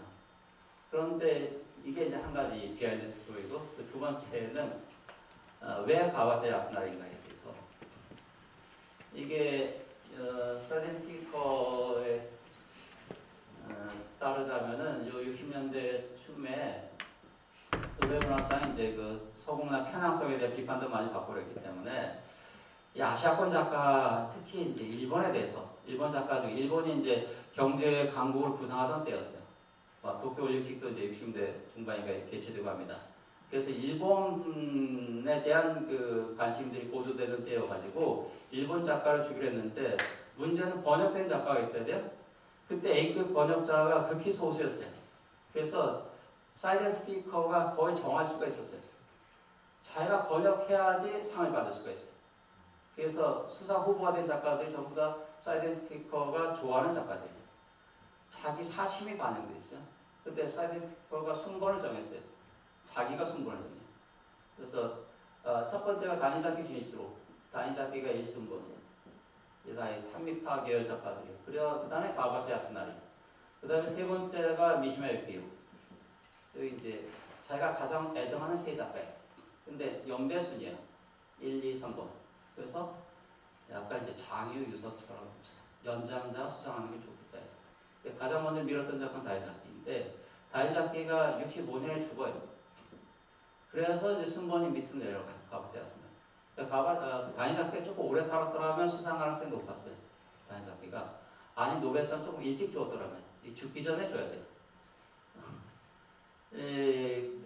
생존 작가에게만 줍니다. 노벨상은. 그래서 이제 가바테 야스나리가 68년 수상하게 되는데 그 바람에 물먹은 작가가 미시마 유키오입니다. 이게 이제 가바테 야스나리 이게 조금 그 뒤에 줬다는 미시마 가바테 야스나리가 이제 죽었건 하게 되는 요 순번으로 내려가는데 이때 미시마는 젊은 피였어요. 40대 작가이기 때문에 그래서 좀 밀린 겁니다. 예, 뭐 그냥 이후에 뭐 40대 수상 작가들도 있기 때문에 바로 줘도 됐는데 근데 이제 이렇게 내려오다 보니까 여기에 수상을 하게 됐어요. 이 미시마 유키오는 70년에 자살합니다. 할복 자살하게 되는데 일설에서는 이제 이 후유증으로 보이돼요. 노벨상 수상 불발 때문에 좌절해서 공식적으로는 이제 자살의 이유는 그렇지 않아요. 여기 극우여가지고 자위대 건물 올라와서 뭐 총 보역이 주장한 다음에 이제 할복 자살했기 때문에 그렇습니다. 그래서 큰 스캔들이었는데 내막은 따로 있는 거 아닌가 보는 입장도 있어요.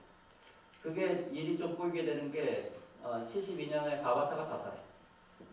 또 왜 자살하는가? 미안해서. 미시마한테 미안했어요. 그 자살.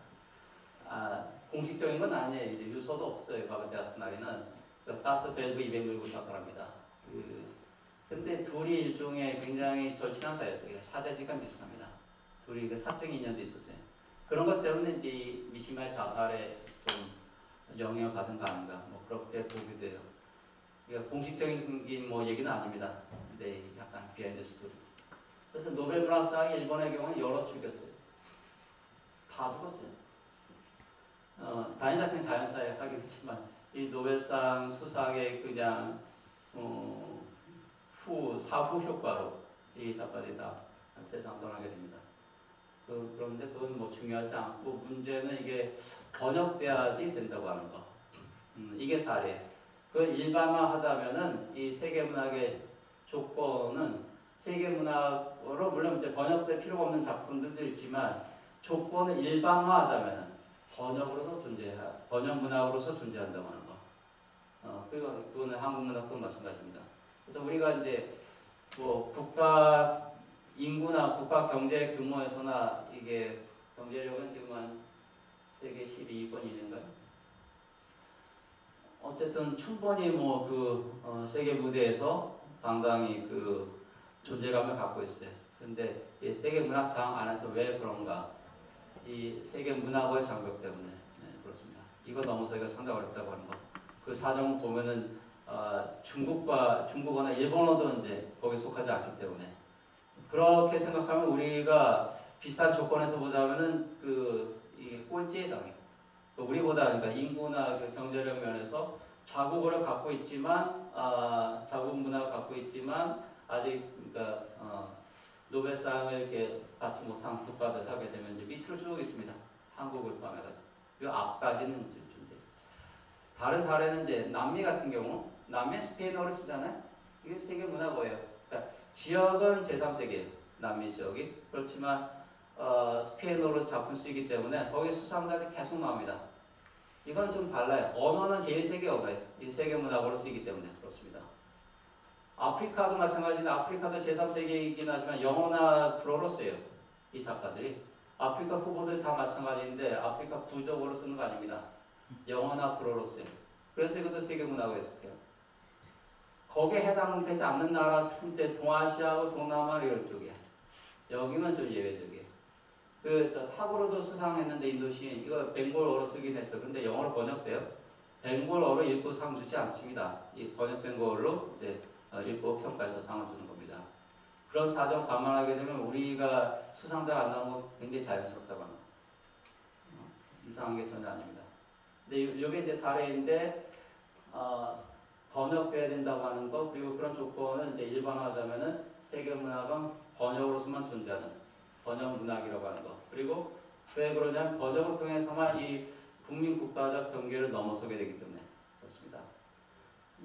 국민 국가적 경계라든가 혹은 지역적 경계를 이렇게 넘어서게 됩니다. 그때 세계 문학으로 읽는 겁니다. 그래서 덧붙이자면 이게 이제 거꾸로 줄 세우기 효과인데 세계 문학과 관련해서 이제 우리가 좀 뒤에 있는 걸로 보입니다. 아직까지 이제 수상자도 안 나오고 있기 때문에 그러니까 한국 문학이 한국 현대 문학이 고전 문학이고 현대 문학이건 얼마나 평가받고 있는가.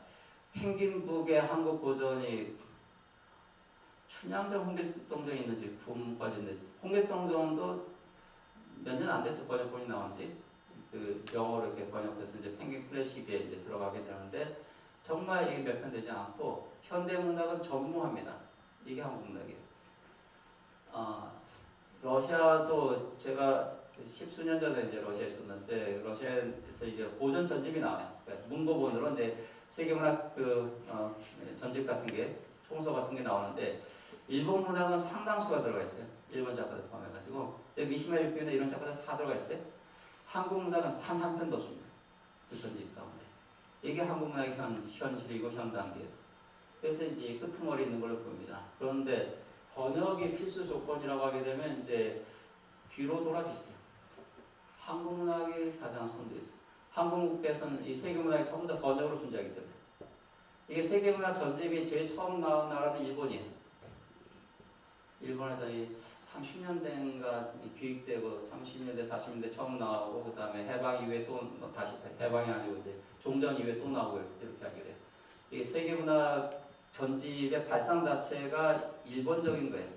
왜냐면 유럽 문학에는 그런 아이디어를 가질 수가 없어요. 왜냐면 세계문학이라는 게 가령 영국 독자라 하더라도 프랑스 문학이 있으면 불어로 읽으면 돼요. 그걸 뭐 전집까지 구성할 필요가 없어요. 근데 일본은 이제 유럽 문학에 대한 서양에 대한 콤플렉스가 있어가지고 그래서 이제 세계문학 전집 같은 거 만듭니다.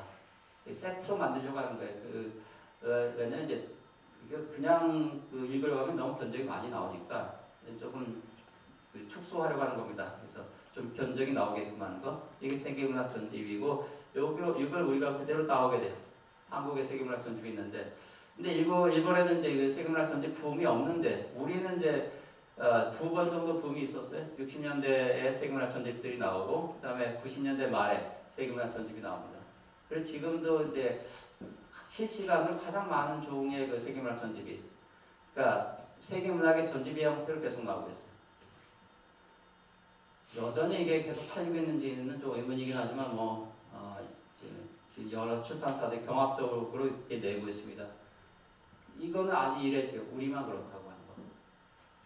그래서 세계문학이 번역문학이라고 말씀드렸지만 그런 관점에서 보자면 한국문학이 어떤 면에서는 세계문학의 중심국가일 수도 있다는 거. 번역문학으로서 세계문학을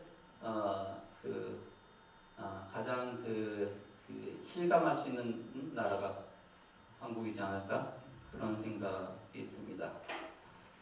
자료에서는 이제 그런 내용을 좀 적었고요.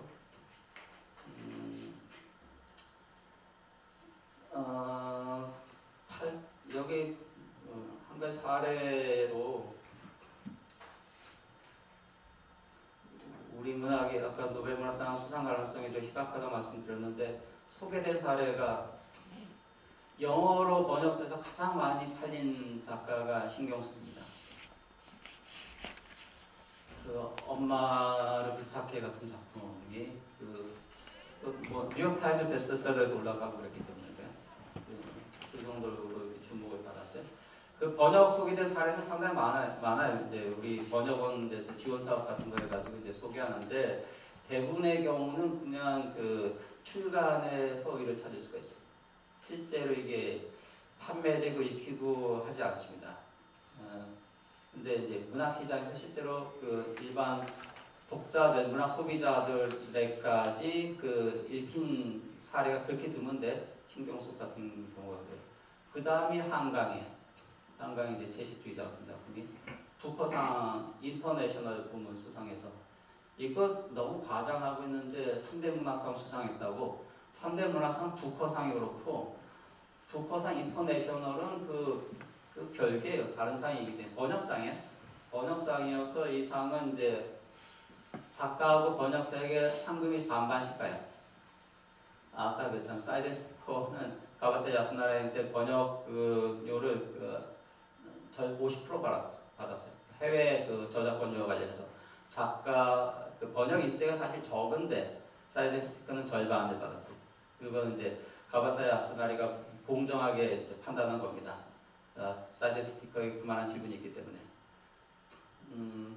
그래서 이제 번역상인데 이것도 좀 특히 인터내셔널상은 그 부커상 원래 작가에게 주어졌다가 그때 한강 작가가 수상할 때 처음 작품에게 주어지는 상으로 바뀌어요.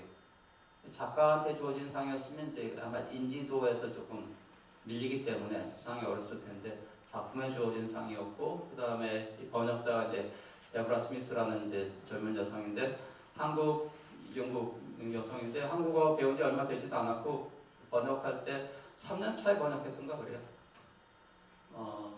놀라운 걸 할 수도 있지만 실수가 많겠는 걸 이렇게 할 수 있어요. 아직 그 한국어를 좀 배우던 시기에 그 연습 삼아 했던 번역이기 때문에 그래요. 실제로 이제 작품하고 맞지 않은 그냥 뭐 오역이라 할 수도 있고 그 다음에 나름의 번역이라 할 수도 있어요. 다른 부분이 절반 정도 됩니다. 원작하고. 신경숙 작가도 마찬가지인데 영어로 팔렸다고 하지만 영어 번역이 원작하고 달라요. 영어 번역하는 이제 영미 독자들한테 맞지 않는 부분은 다 빼요. 영어권에서는 편집작파가 있어가지고 그래서 한국판보다도 분량이 조금 줄어들었어요. 그래서 엄마를 부탁해 같은 작품은 이것도 마찬가지인데, 그러니까 한강 작가 쓴 작품이 있고 데보라 스미스 버전에 또 이 채식주의자가 따로 있어요. 두 작품이 일치하는 건 아니라고 하는 거. 그리고 상은 번역본에게 준 겁니다. 이거 번역상이기 때문에 이 한글로 읽는 거 아니에요? 한국판으로 읽는 거 아니고 번역된 걸로 읽고 번역본에게 상을 주는 겁니다. 여기 램프코 인터내셔널 상이고 그런데 그게 계기가 돼서 이제 영어권 독자들에게 조금 인지도를 얻게 됩니다. 그게 거의 전부예요. 한국 작가의 그 소개를 보게 되면. 그래서 말씀드렸지만 이게 뭔가 기대하기는 상당히 어렵다고 하는 거. 다른 가능성은 이제 해외 교포 작가들. 이게 미국 작가 가운데는 이제 이창래 같은 작가가 있어요. 노벨상 후보로 추천된 작가입니다. 국내도 이제 번역돼 있어요. 이게 그 제미 교포 2세인가 뭐 그래요. 그래서 영어를 굉장히 잘합니다. 프린스턴 대학인가 그 문예 창작과에 있는데 그 미국 학생들한테 창작 강의도 합니다. 그리고 이제 그쪽에 문학상도 좀 받고 그랬어요. 이 작가가 이제 몇 편 작품 쓴 게 있고 그게 이제 노벨상 그 후보로도 추천되고 그렇습니다. 노벨 문학상 후보는 다른 상도 비슷하겠지만 100명 넘어요. 상당히 많습니다. 왜냐면 이제 여러 그 기관들 그리고 개인이 추천권을 갖고 있어요. 제가 알기로는 노벨상 기수상자들 추천권이 있어요.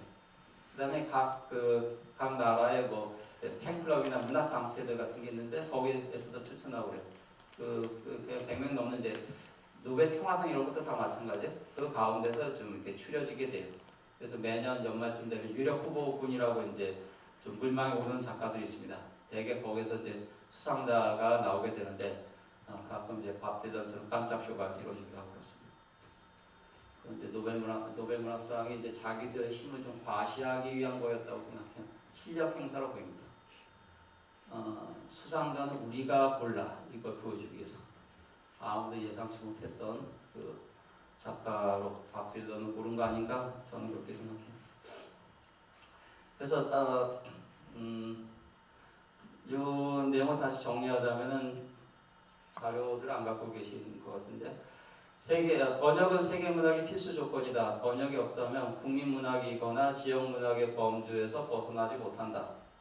다르게 말하면 세계문학은 오직 번역을 통해서 번역문학으로서만 존재한다. 세계어도 국민국가 안에서 소통될 경우에는 일개 자연어에 불과하다. 그것은 다른 언어를 모국어로 한 외국인과의 소통에 이용될 때 비로소 세계어가 되는 것과 같은 이치이다. 그런 관점에서 보자면 세계문학의 또 다른 자오선은 세계문학 전집이 유례없이 출간되고 있는 한반도를 지나지 않을까. 이게 거꾸로 줄세기 효과라고 말씀드렸는데 세계문학의 자오선은 프랑스를 지나요. 프랑스 파리가 세계문학의 수도입니다. 이게 이렇게 된 거는 이제 이 파리가 근대문학의 대표 공간이기 때문에 그렇게 된 거는 이게 여기 파리가 이제 세계문학 중심이 되는 거는 대략 1830년경부터 발자크 시대부터 그렇습니다. 발자크 시대부터 이 근대 소설이 새로운 단계를 진입하기 때문에 그렇습니다. 그래서 이제 파리가 세계문학의 중심이 돼요. 런던도 후보예요. 원래 이제 그린치 자오선은 런던을 지나는데 이게 영국 문학이 이제 세계 소설사에 상당한 지분을 갖고 있습니다. 가장 먼저 앞서갔기 때문에. 근데 프랑스에서 시민혁명이 일어남과 동시에 그 발자크 시기에 사회 소설이 발명됩니다. 그리고 그게 세계문학의 한 표준이 되기 때문에 그걸 좀 인정해줘야 돼요. 그래서 노벨문학상 수상자들 가운데 프랑스 작가가 제일 많아요. 15명 가장 많습니다. 미국이 12~13명인가 그렇고 뒤를 따르고 있어요. 그 다음에 뭐 영국이나 뭐 이런 쪽으로 이렇게 쭉 가게 됩니다. 그거는 이제 이게 세계문학에서 프랑스 문학이 갖고 있는 지분하고도 좀 관계가 있습니다. 프랑스 20세기 문학이 사실 19세기 문학에 견주어서 저는 오히려 좀 뭐라 그럴까 좀 뒤처져 보이는데 19세기 문학의 성취에 비하면 근데 어쨌든 여전히 후광 효과가 있어서 그런지 각광을 좀 받고 있습니다. 그렇지만 이거 줄을 거꾸로 세우면 이제 한반도를 지날 수도 있다고 하는 거. 우리는 번역으로는 자랑할 만하기 때문에 프랑스에 그렇게 많은 작품들이 외국 문학이 그렇게 번역되어 있는가에 대해서 좀 조사가 필요하긴 한데 저는 한국 문학 물론 이제 우리도 그렇게 풍족한 건 아니에요. 여전히 공백이 좀 많이 있습니다. 지역적 편향 같은 것도 있고 그렇지만 그런 분위기 정도는 이쪽 나라들과 좀 사정이 다르지 않을까 그렇게 생각이 돼요. 제가 알기로 이쪽은 주로 이제 베스트셀러들 좀 소개가 돼요. 여기 저 세계문학 그 개념 가운데 하나 좀 빼먹은 게 있었는데 하나는 이제 지구문학 정도로 이렇게 부를 만한 거. 요거는 또는 이거는 이제 월드와이드 리터처. 개념은 제가 다 그냥 만드는 겁니다. 공식적으로 이렇게 통용되는 건 아니고, 이건 이제 그 세계 시장을 모델로 한 그 작품들이 90년대 이후에 나오게 돼. 냉전 끝난 다음에. 그래서 전 세계적 베스트셀러들이 나오게 됩니다. 그 대표적인 작가가 하루키나 코엘료 같은 작가들. 이 하루키는 전 세계 슬픈 작가예요. 아프리카는 잘 모르겠어요. 근데 러시아, 유럽 뭐 할 것 없이 다 읽힙니다. 전 세계 어디에서나 다 읽히는 그게 이제 하루키 문학의 특징이자 비결이에요. 이건 이제 이유는 또 따져보면 또 있어요. 전 세계적으로 1억 이상 팔아치운 작품입니다. 무라카미 하루키가 코엘료도 비슷해요. 브라질 작가인데 공통적인 게 이제 무국적 작가예요. 코엘료 작품도 그렇고 하루키는 이제 일본 얘기이긴 한데 본인이 이제 무국적이에요. 그래서 그 히트작 노르웨이 숲도 마찬가지인데 유럽에서 쓰고 그렇습니다. 그 일본에 지금 일본에 있죠. 원래 일본에 있기를 좀 꺼려했던 작가예요. 바깥으로 자꾸 이렇게 돌아다니는 그런 작가입니다. 어쨌든 이런 작가들이 이제 지구문학이라고 할 만한데 이제 글로벌화된 그 시대의 문학이에요. 세계 시장을 상대로 하는 문학입니다. 이것과 세계 문학이 반드시 일치하는 건 아니에요. 앞서 말씀드렸던 세계 문학과 조금 그 초점이 다르기 때문에 그렇습니다. 세계 문학 시장에서 통하긴 하지만 이 세계 문학의 이념을 담고 있는가 그건 좀 자세히 좀 들여다봐야 됩니다. 네, 이런 정도 말씀을 드리고 그 다음에 오늘 말씀드린 내용이라든가 아니면 그 외에 뭐 세계문학 관련으로 질문 있으시면 답변을 드리겠습니다.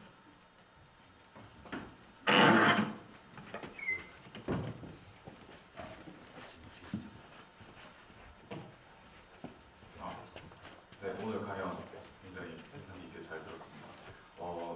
질문 드리고 싶은 게 두 가지가 있는데요. 첫 번째는 그 세계 문학이 민족 문학에서 벗어나서 민족 문학이 세계 문학이 되기 위해서는 번역이 필요하다고 말씀해 주셨는데요. 제가 생각하기에는 번역을 하게 되는 과정에서 번역가의 생각이 들어갈 수도 있고 또 언어의 차이에 의해서 아까 말씀하셨다시피 일본 문학의 사례에서도 그렇듯이 그 언어의 문체나 또 느낌이 달라질 수 있기 때문에 새로운 문학이 하나 창조될 수가 있다고 생각합니다. 그러면 그게 오히려 세계 문학이 되는 것이 아니라 그 원래가 가지고 있던 뜻이 어떻게 보면 훼손되고 다르게 전달될 수도 있다는 뜻인데요. 그렇게 되면 오히려 세계 문학이 되는 게 아니라 그 원래 가지고 있던 문학의 의미나 뜻을 상실하는 게 되고 또 그 번역되는 과정에서 아까 말씀하신 주요 세계 문학 언어에 해당하는 불어나 영어로 번역되는 과정에서 해당 언어의 생각이나 관점이 들어가게 되는 건데 그렇게 된다면 원래 문학이 작가가 전달하고자 했던 문학이 아닌 새로운 그들만의 언어가 되는 건데 이게 어떻게 세계 문학으로 인정받을 수 있는지 이해가 안 됩니다. 왜냐하면 그 여기서 세계 문학이라 주장하는 그 영미권이나 불어권의 주요 국가에서 주장하는 거는 세계 문학을 말 그대로 정말 세계 문학의 의미에서 받아들이는 것이 아니라 자기들이 생각하고 있는 그 문학의 범위를 세계 단위라고 확장하는 것. 그러니까 원래 세계를 받아들인다기보다는 자기가 가지고 있던 문학을 세계라는 단위로 확장하는 것밖에 보이지 않았어요. 예를 들어서 미국의 메이저리그가 사실 미국 야구만 대한 건데 월드 베이스볼 클래식이라고 불리는 것처럼. 그래서 이러한 그 번역을 함으로써 오히려 그들만의 민족 문학으로 격화되는 게 아닌가 하는 생각에 대해서 의견을 말씀드리고 싶고요. 두 번째 질문은 제가 아직 문학에 대해서 입문한 지 얼마 안 되는 초심자인데 제가 최근에 사랑하는 사람이 생겨서 그분이 헤르만 헤세 작품을 되게 좋아하셔가지고 되게 최근에 많이 봤는데 그 헤르만 헤세 작품에 대해서 굉장히 많은 번역본들이 존재했고 그 번역본들에 대해서 각각의 번역가들마다 생각이나 느낌, 문체가 다 다르고 의미 전달에 대 있어서 다 달랐는데 이러한 초심자들에게 어떠한 번역본을 추천해 주실 건지 어떤 번역가를 선택해야 하고 또 번역본을 선택하는 데 있어서 어떤 게 좋은 것인지, 아니면 원문을 읽는 것과 그 아까 앞에 말씀드린 첫 번째 질문과 연계되는 질문인데, 그 번역을 한 작품을 보는 거에 무슨 의미를 가지는지에 대해서 이렇게 두 가지 질문을 드리고 싶습니다. 다른 분들도 질문 혹시 있으신가요? 미리 확인을 하고 답변 시간을 좀 가늠해야 돼서 짧게 답변 드려야 되지, 길게 드려야 되지. 다른 분들 더 없으신가요? 네, 한 분 정도 예정. 짧은 질문이면 지금 네, 지금 그 아까 질문하신 거랑 저도 같은 토픽이지만 생각은 좀 다른. 네. 하나는 제가 드리고 싶은 질문은 한번 전에 제가 좋아하는 예능 무한도전이라는 예능에서 박명수 씨, 뭐 유재석 씨가 유시민 작가, 제가 존경하는 유시민 작가님을 찾아뵈서 왜 한국 문학은 노벨 문학상 수상이 없습니까? 라는 질문을 드렸을 때 유시민 작가님이 화를 내시면서 왜 굳이 문학의 상을 중시하느냐, 그런 얘기를 하신 적이 있습니다. 그 대답을 듣고 엄청난 저는 죄책감에 왜 노벨 문학상을 바라는 그런 국민의 한 사람으로서 죄책감이 들었었는데, 아까 그런 부분을 지적해 주신 것 같은데 죄책감을 가지고 아직도 살고 있습니다. 근데 이 죄책감을 가지고 있는 것이 맞는지, 죄책감을 버려야 되는지, 네, 그런. 죄책감이라면 이제 콤플렉스인데 약간의 좀 열등감, 네, 그런 열등감을 가질 필요가 없다고는 생각하지만 그래도 그걸 떨쳐내기 위해서라도 한번 수상하는 게 필요하다고 이렇게 보고 있습니다. 그러니까 노벨상 개나 줘버려 이렇게 얘기하고 싶은데 상을 못 받고 그런 얘기하면 이제 또 이목이 있어요. 저 심포도 우화 같은 게 있잖아요. 그거 비슷하게 되기 때문에 그런 꼴 안 당하려고. 그래서 노벨상은 충분히 이제 무시하고 싶은데 그거 편향된 상이고 별로 중요하지 않아. 문학하고 상이 무슨 관계가 있어. 이런 말을 당당하게 하고 싶어서. 그러면 이제 한 번은 수상해 줘야 돼. 그게 약간 딜레마이긴 하지만 그렇습니다. 그러니까 이 상이 물론 수상 작가들 보게 되면 뭐 읽을 만한 작가들도 있고 그 다음에 그런 작가들 이제 전 세계적으로 소개된 효과도 좀 있어요. 뭐 무의미하지는 않는데, 그런데 그렇다고 해서 유일한 문학상 이게 뭐 절대적 기준이 되는 것도 아니기 때문에 적당하게 뭔가 좀 그 거리두기 같은 게 필요하다고 생각합니다.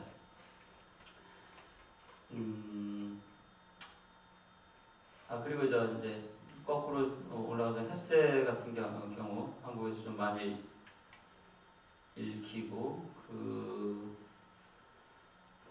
근데 이게 또 내력이 있어요. 헤세 같은 경우에 일본에서 먼저 읽혀요. 일본에서 1930년대 아마 중후반 정도부터 좀 읽히기 시작합니다. 그리고 또 읽히는 또 이유도 있어요. 헤세 문화의 특징이 있기 때문에. 헤세가 상대적으로 영어권에서는 거의 읽히지 않았어요. 50년대 후반까지는. 헤세는 46년에 노벨 문학상 수상했었는데 영어권에 이제 미국 신문에 나가기는 그냥 단신으로만 헤세가 수상했다. 작품도 별로 소개되어 있지 않았고 또 수상했다고 해서 그 헤세가 누군지 좀 읽어봐야겠다 이런 것도 없었어요. 미국 같은 데도 자국 수상자가 아니면 별로 관심이 없어요. 노벨 문학상에 대해서. 근데 독일에서도 사실 헤세는 조금 좀 불편한 작가예요. 스위스 국적 바꿉니다. 그리고 이제 23년인가 국적 바꾸는데, 그리고 그전 1차 세계대전 때 이제 헤세가 뭐 반전 선언문 같은 거 신문에 기고해가지고 독일 쪽에서는 거의 매국노처럼 이렇게 내몰리게 돼요. 그래서 헤세는 뒤끝이 있어가지고 그 작품에서 그런 거 계속 여러 번 환기시키고 있습니다. 자기 그런 경험에 대해서.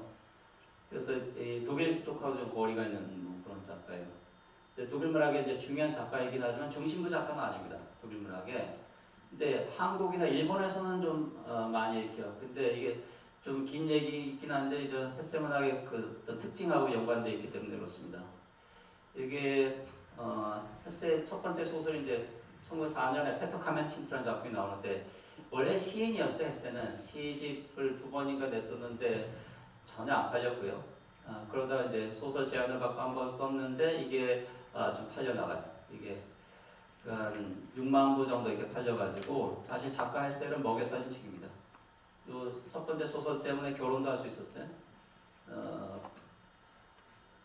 그런데 이 작품부터 또 그 페터카멘 틴트 같은 작품이 왜 이게 베스트셀러가 됐는가 당시에 이게 그 독일 사정하고 좀 관계가 있는데 독일이 19세기 후반에 여기 이제 독일이 그 제2제국으로 통일된 다음에 그 1871년부터 일단 급속하게 산업화가 됩니다. 그래서 갑자기 이제 유럽의 경제 대국으로 치고 올라오게 돼요. 그러니까 한 세대 만에 영국과 그 대등해져요. 그 경제력이. 그 정도로 급성장하게 됩니다. 이건 모델이 좀 다른데 영국 같은 경우는 이제 산업혁명의 종주국이기도 하지만 이 근대화 산업화가 가장 앞서서 진행되지만 또 가장 이게 표준 속도일 수밖에 없어요. 영국이 이제 가장 먼저 그런 변화를 보여줬기 때문에 이게 천천히 일어나게 돼요.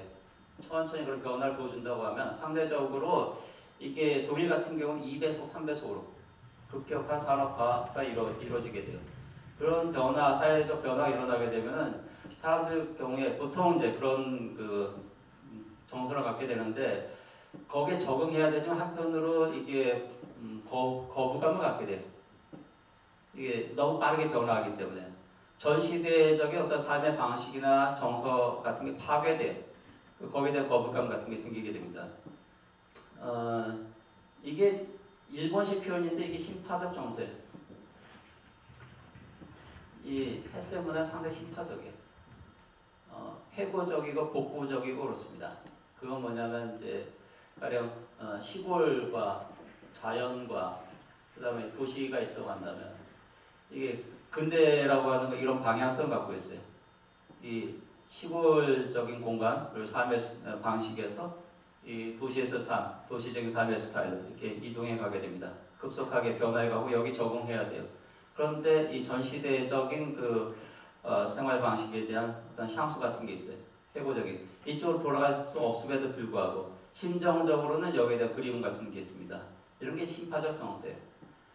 여기 일본도 마찬가지인데 일본도 메이지 유신 이후에 급속하게 이제 근대화가 진행되게 되는데 그 과정에서 이런 그 회고적 정서들이 생겨나게 돼요. 이게 일본 신파 유행 배경이에요. 그 독일적 신파를 잘 그 대변하는 작가가 헤세예요. 그래서 이제 헤세가 그래서 근대문학 작가라고 보긴 좀 어려워요.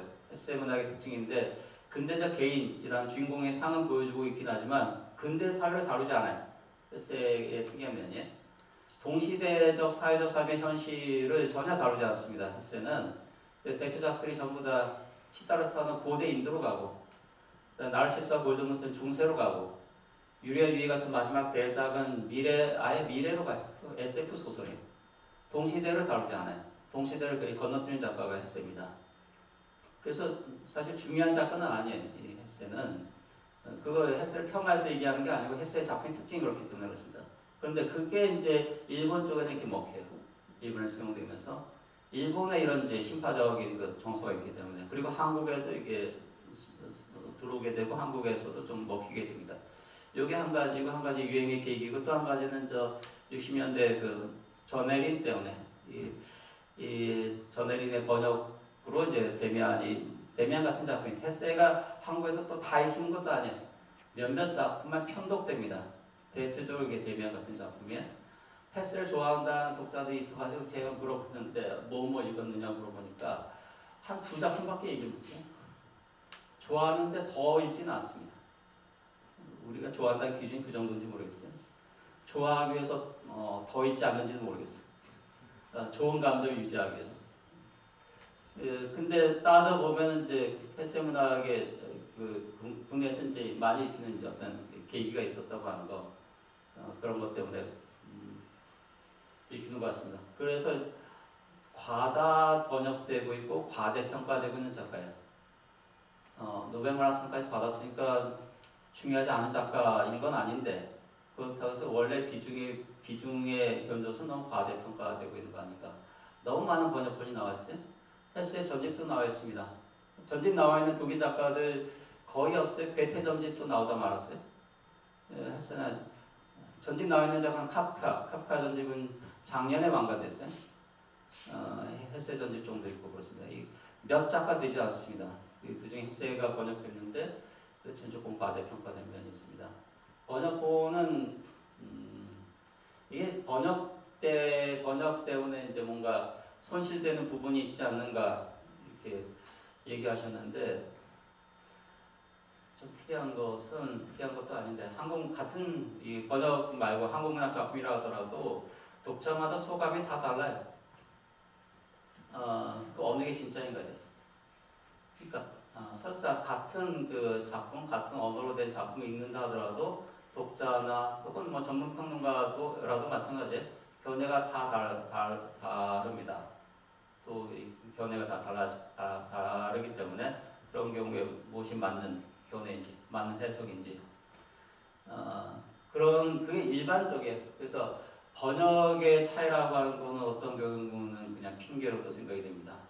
설사 번역에서 손실되는 부분이 없다고 치더라도 작품은 다르게 읽힐 거기 때문에 전혀 다르게 해석될 거기 때문에 그렇습니다. 만약에 그게 보존됐더라고 하면은 작품에 대한 정확한 이해가 가능할 거다. 이건 가정이에요. 실제로 그렇게 되지는 않습니다. 그래서 헬세도 많은 번역본이 있긴 하지만 제가 독일 번역에 대해서 뭐라고 말씀드릴 수는 없고 가장 많이 읽히는 번역을 일단 신뢰할 수가 있는데 근데 또 헬세의 경우는 또 뭐 그렇진 않아요.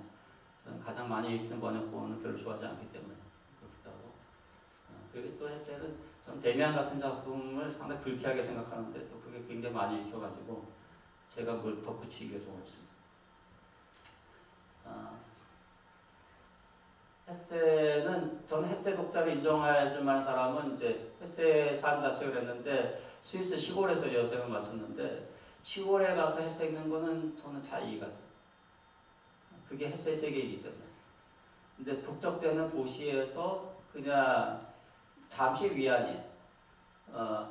자기가 선택할 수 없는 삶을 대리만족으로 헬세의 작품과 헬세의 삶을 통해서 대리만족하는 거 그건 좀 기만적이지 않을까. 헬세 사례만 그런 건 아니고 다른 것도 다 마찬가지입니다. 그 다음 세계문학에 대해서 앞서 말씀드렸는데 세계문학 자체가 좀 편향적이라고 이게 세계문학이라는 개념 자체가 사실 미국이라든가 다른 언어 유럽 쪽에서 중요한 개념이 아니에요. 어제도 말씀드렸지만 이게 뭔가 의미 있게 생각하는 거는 이제 주로 우리가 그렇습니다. 그러니까 러시아에서도 이 세계문학은 주요 개념이 아니에요. 일본은 뭐 정확하게 가늠이 안 되는데 중국도 중요한 개념이 아닐 거예요. 세계문학이라는 것 자체가 우리한테만 조금 예외적이에요. 그래서 세계문학의 어쩌면 중심국가는 한국일지도 모른다고 말씀드렸는데 우리에게는 세계문학의 위상이 다른 데하고는 좀 다르기 때문으로 봅니다. 그리고 그렇게 예우하고 있지 않아요. 그러니까 세계문학이라는 거는 앞서 서울대 말씀드렸는데 우리가 세계음악 정도에 대해서 갖는 느낌이 있어요. 세계음악이라고 얘기할 때 그 대단하게 얘기하는 건 아니고 좀 특이적 문학 이렇게 음악 이렇게 생각해요. 그 다른 쪽에서 이제 세계문학이라는 말을 들을 때 비슷한 걸 떠올리지 않을까 생각이 됩니다. 근데 우리에게서 세계문학은 좀 다른 의미를 갖고 있어요. 근데 그게 계보가 있는데 이게 괴테부터 도이사니에 괴테 그 다음에 이제 마르크스를 거쳐서 한국까지 또 백낙청 선생 같은 분이 있어요. 그렇게 그런 그 계보에서 이 세계문학이라는 개념이 굉장히 숭고한 개념으로 격상돼 있어요. 전혀 그렇지 않을 수도 있다고 하는 거. 영미 쪽에서 이거 별로 대수롭게 생각하지도 않습니다. 그냥 세계문학 엔솔로지 정도가 끝나요. 그리고 세계문학에 대한 편향성에 대한 비판 그쪽에서도 많이 나와 있어요. 이 세계문학에 대해서. 알고 보면 뭐 제1세계 중심의 문학이고 편견은 그대로 반복하고 있는 거 아닌가라는 비판은 이미 그쪽에서도 나와 있기 때문에 그렇습니다. 그다음에 이제 번역 문학에 대해서 이것도 말씀드렸는데 제1세계에서의 번역 문학하고 우리에게서 번역 문학이 갖는 의미가 좀 다릅니다. 제1세계 번역은 이게 이제 번역 문화의 차이인데 거기에 대한 반성도 나오고 있긴 하지만 철저하게 자국하려고 해요. 이게 이제 영어권에 번역될 때는 마찬가지예요. 여기 엄마를 부탁해 같은 작품 사례이기도 한데 자기들 기준으로 우리는 이런 거 필요 없어 빼고 그래. 이게 미국식이고 그쪽 문화입니다. 우리는 좀 달라요. 우리는 또 원작에 대한 예우라는 게 있어가지고 최대한 뭐 그 원작의 어떤 느낌이나 이 뉘앙스 같은 걸 살리려고 해요. 이거는 좀 특이한 태도예요. 일반적인 태도는 아닙니다. 이게 어떻게 보면 이제 사대주의적으로 보일 정도. 너무 급신거려요. 예, 그게 이제 번역론에서도 나오는 얘기인데 번역론도 이게 제1세계 번역론이 있고 제3세계 번역론이 있고 좀 달라요. 여기 이제 제1세계에서는 이제 너무 자국화하려는 이런 게 일반적이어서 거기다 이제 반성 같은 것도 나오고 있어요. 그에 대한 반성부터가 이제 그 현대 번역 이론입니다. 제1세계에서는. 근데 우리는 이제 그래서 이제 최대한 그 원전에 충실하려는 그런 이제 그러니까 번역을 그렇게 해야 된다는 어떤 새로운 그 주장들이 이렇게 나오고 있는데 우리는 진작에 그렇게 하고 있어요. 아주 초기 제외하고는 초기 번안 소설 시대가 있었는데 그런 거 제외하고는 번역관 자체가 최대한 원작에 충실해야 된다고 이렇게 보고 있습니다. 근데 저는 이걸 좀 균형을 맞출 필요가 있다고 생각하는데 자국하는 것도 필요해요. 이 바람직한 거는 뭐 이런 여러 종의 번역본들이 있고 각각의 모델이 될 만한 어떤 그 번역이 공존해 있는 거 그런 게 가장 이상적이지 않을까 하는 생각이 듭니다. 여기 더 들어가면 이제 논쟁적인 게 상당히 많습니다. 번역학에서 많이 다루는 문제인데 속담 번역 어떻게 할 것인가? 이게 뭐 각 나라의 속담이 있는데 그 우리말로 번역할 때 그대로 옮길 것인가 아니면 우리 속담으로 바꿀 것인가? 이거 어려운 문제예요. 이게 정답이 있는 것 같지도 않습니다. 상당히 어려운 문제인데 근데 두 가지 선택이 다 가능해요. 우리말로는 이게 속담의 의미가 전달되지 않지만 원어를 그대로 번역하는 거 이게 한 가지고 우리말 속담으로 거기 대응하는 속담을 이렇게 바꾸는 교체하는 겁니다. 그것도 한 가지 선택이고 근데 어느 것이 맞다 틀리다 하기 상당히 어렵습니다. 이게 무엇이 맞는 번역인가 틀린 번역인가 이렇게 판단하기도 어렵습니다. 이게 우리 속담으로 바꿔치기 하면 이게 틀린 번역인가요? 좀 어려워요. 어떤 경우에 이제 너무 과도하게 너무 우리말스럽게 번역하게 돼요. 그렇다고 해서 이제 말의 뜻이 통하지도 않게 직역하는 게 좋은가? 이게 어려운 문제입니다. 번역에 대해서 이렇게 말씀하셨는데 정확한 번역이라는 게 이제 기준에 따라서 다를 수가 있기 때문에 저는 정확한 번역이라는 거는 성립하기 어려운 것 같고 정확한 번역이 항상 좋은 번역은 아니에요. 그러니까 좋은 번역은 이게 기준에 따라서 좀 다를 수가 있습니다. 그래서 번역 문학이라 하더라도, 그러니까 이 세계 문학이라는 개념도 그렇고, 그다음에 번역 문학으로 세계 문학도 마찬가지고, 이게 전부 다 우리 시점에서 이야기해요. 제가 오늘 말씀드린 내용이 이제 번역돼 가지고 외국인 청중에게 미국 청중들에게 전달될 가능성이 별로 없다고 생각해요. 이 관심사가 아니기 때문에 안중이 없기 때문에 그러니까 이거 우리의 좀 특수한 문제라고 생각합니다. 세계문학이라는 게 그 보편성을 중요한 덕목으로 요건을 갖고 있는데 특이하게도 이런 문제 자체가 보편적인 것 같지는 않습니다. 그래서 저는 이제 역사적으로 우리가 세계문학의 중심 국가일 수도 있다고 하는 것 이런 문제에 대해서 관심을 갖고 있고 세계문학을 다르게 보려고 하기 때문에 다른 데서는 이런 문제에 좀 간과되고 있는 걸로 보입니다. 좀 중요하게 다루어지지 않는 걸로 보입니다. 네, 또 질문 있으십니까?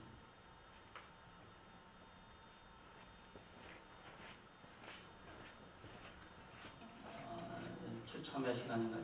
네, 질문이 더 없으시면 저희 약속한 대로 추첨을 하겠습니다.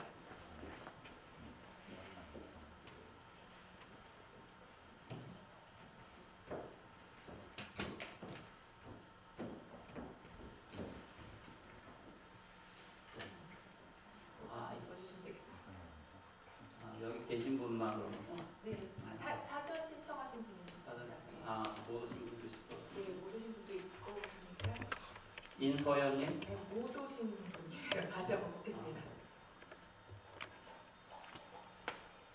10개 딴 거.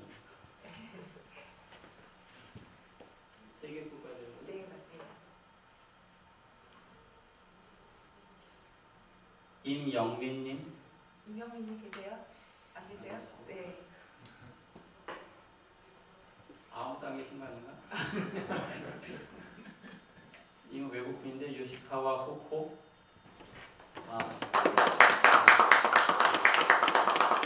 정상 위로 올라와 주시기 바랍니다. 네, 이거 잠깐만 계시고. 영진님.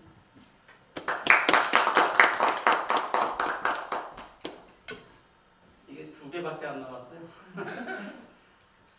이석훈님. 이석훈 안 주세요. 이분도 안 계시면 남는 마지막인데. 이예원님.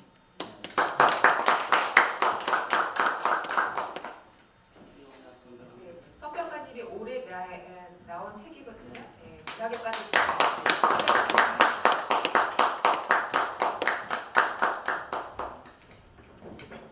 기념 촬영 같은 거 안 해요? 소평가님이랑? 기념 촬영을 좀 하시면 더 좋을 것 같습니다. 네, 그 앞에 다시 나와주셔서요. 네, 서평가님이랑 같이 사진 개개인으로 찍겠습니다. 뒤에 준비해 주시기 바랍니다. 시간이 많아서 그런 거예요. 아닙니다.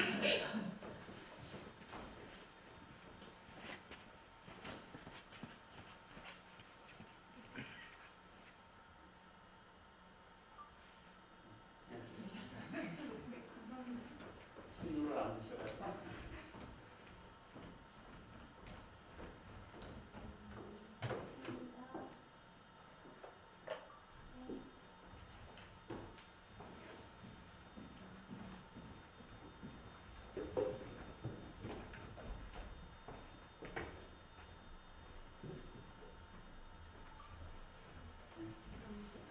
네, 고맙습니다.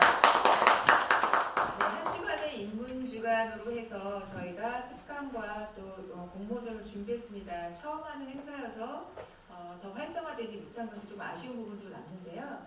그래도 이렇게 코로나 시대에 많은 분들이 관심을 가져주시고 또 저희가 인문학에 대해서 생각해 볼 수 있는 기회를 가졌다는 것이 너무나 기쁩니다.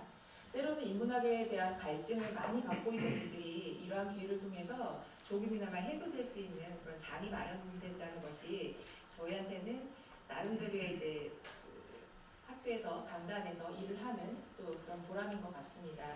오늘 이현웅 서평가님의 이야기를 듣고 여러분이 많은 도전을 얻으셨으리라고 믿습니다. 책을 읽는다는 것이 그만큼 어려운 도전일 수도 있지만 또 책을 통해서 생각의 지평을 넓히고 뿐만 아니라 여러 세계와 만날 수 있는 좋은 시간이라고 생각합니다. 오늘 말씀을 잘 기억하셔서 책과 더욱 친해지는 시간이 되시기를 바랍니다. 저는 이제 한마디 부언을 하자면 번역이 없었다면 저희가 세계에 번출한 작가들과 만날 수 있었을까 하는 생각이 듭니다. 어떤 분이 그런 말씀을 저한테 들려주신 적이 있어요. 아무리 엉망진창인 번역이라 할지라도 그 작가가 가지고 있는 그 무게는 전달된다. 예전에 도스토옙스키 번역을 읽다 보면 사실 우스워서 전공자 입장을 본다면 가끔 이제 혼자 이렇게 번역이 엉망이야 라고 생각한 적이 있었습니다. 그런데 제가 이제 어느 정도 배우고 나서 내가 번역해야지 하면 먼저 번역하셨던 분의 그 학식과 또 깊이와 그 느낌을 전달할 만큼의 역량이 안 된다는 걸 느낄 때가 있습니다. 때로는 잘못된 오역이고 또 부족한 번역을 할지라도 그 번역을 통해서 우리나라의 많은 작가들이 도스토옙스키의 문학을 통해서 성장하고 또 저희와 같이 연구자들이 생겨나고 또 이렇게 서평가님의 이야기를 통해서 또 한 번 들을 수 있고 이것은 참 의미 깊은 일이라고 생각합니다. 그렇기 때문에 번역이 부족하더라도 또 세계 질서 안에서 우리가 마치 그것을 조금이라도 자리를 차지하고자 그런 번역을 통해서 노벨상을 타고 싶어하고 이렇다고 생각하지만 저는 그 너머에 문학을 사랑하는 마음 또 그리고 읽고자 하는 마음 그것이 우리 모두 안에 있기 때문에 가능한 일 아닌가 생각합니다. 한번 이 가을 여러분 모두 책에 대해서 깊이 생각할 수 있는 시간을 가져보시기 바랍니다. 한 주간의 이러한 인문주간 행사를 통해서 여러분의 많은 관심에 깊이 감사드립니다. 이렇게 해서 1주간의 일정을 마칩니다. 더불어 저희 국가전략사업단인데요. 국제지역연구센터가 올 5월부터 HK 사업단에 선정되어서 활동을 하고 있습니다. 관심 가져주시기 바랍니다. 특히 저희 지역인문학센터 똘레란스는 여러분들한테 좋은 프로그램을 통해서 만남을 갖고자 합니다. 계속해서 관심 가져주시면 감사하겠습니다. 자, 이것을 끝으로 하고요. 마지막으로 저희 국가전략사업단의 사업단장님이신 강준현 단장님의 폐회식으로 이 모든 행사를 마치겠습니다. 감사합니다. 수고 많으셨습니다.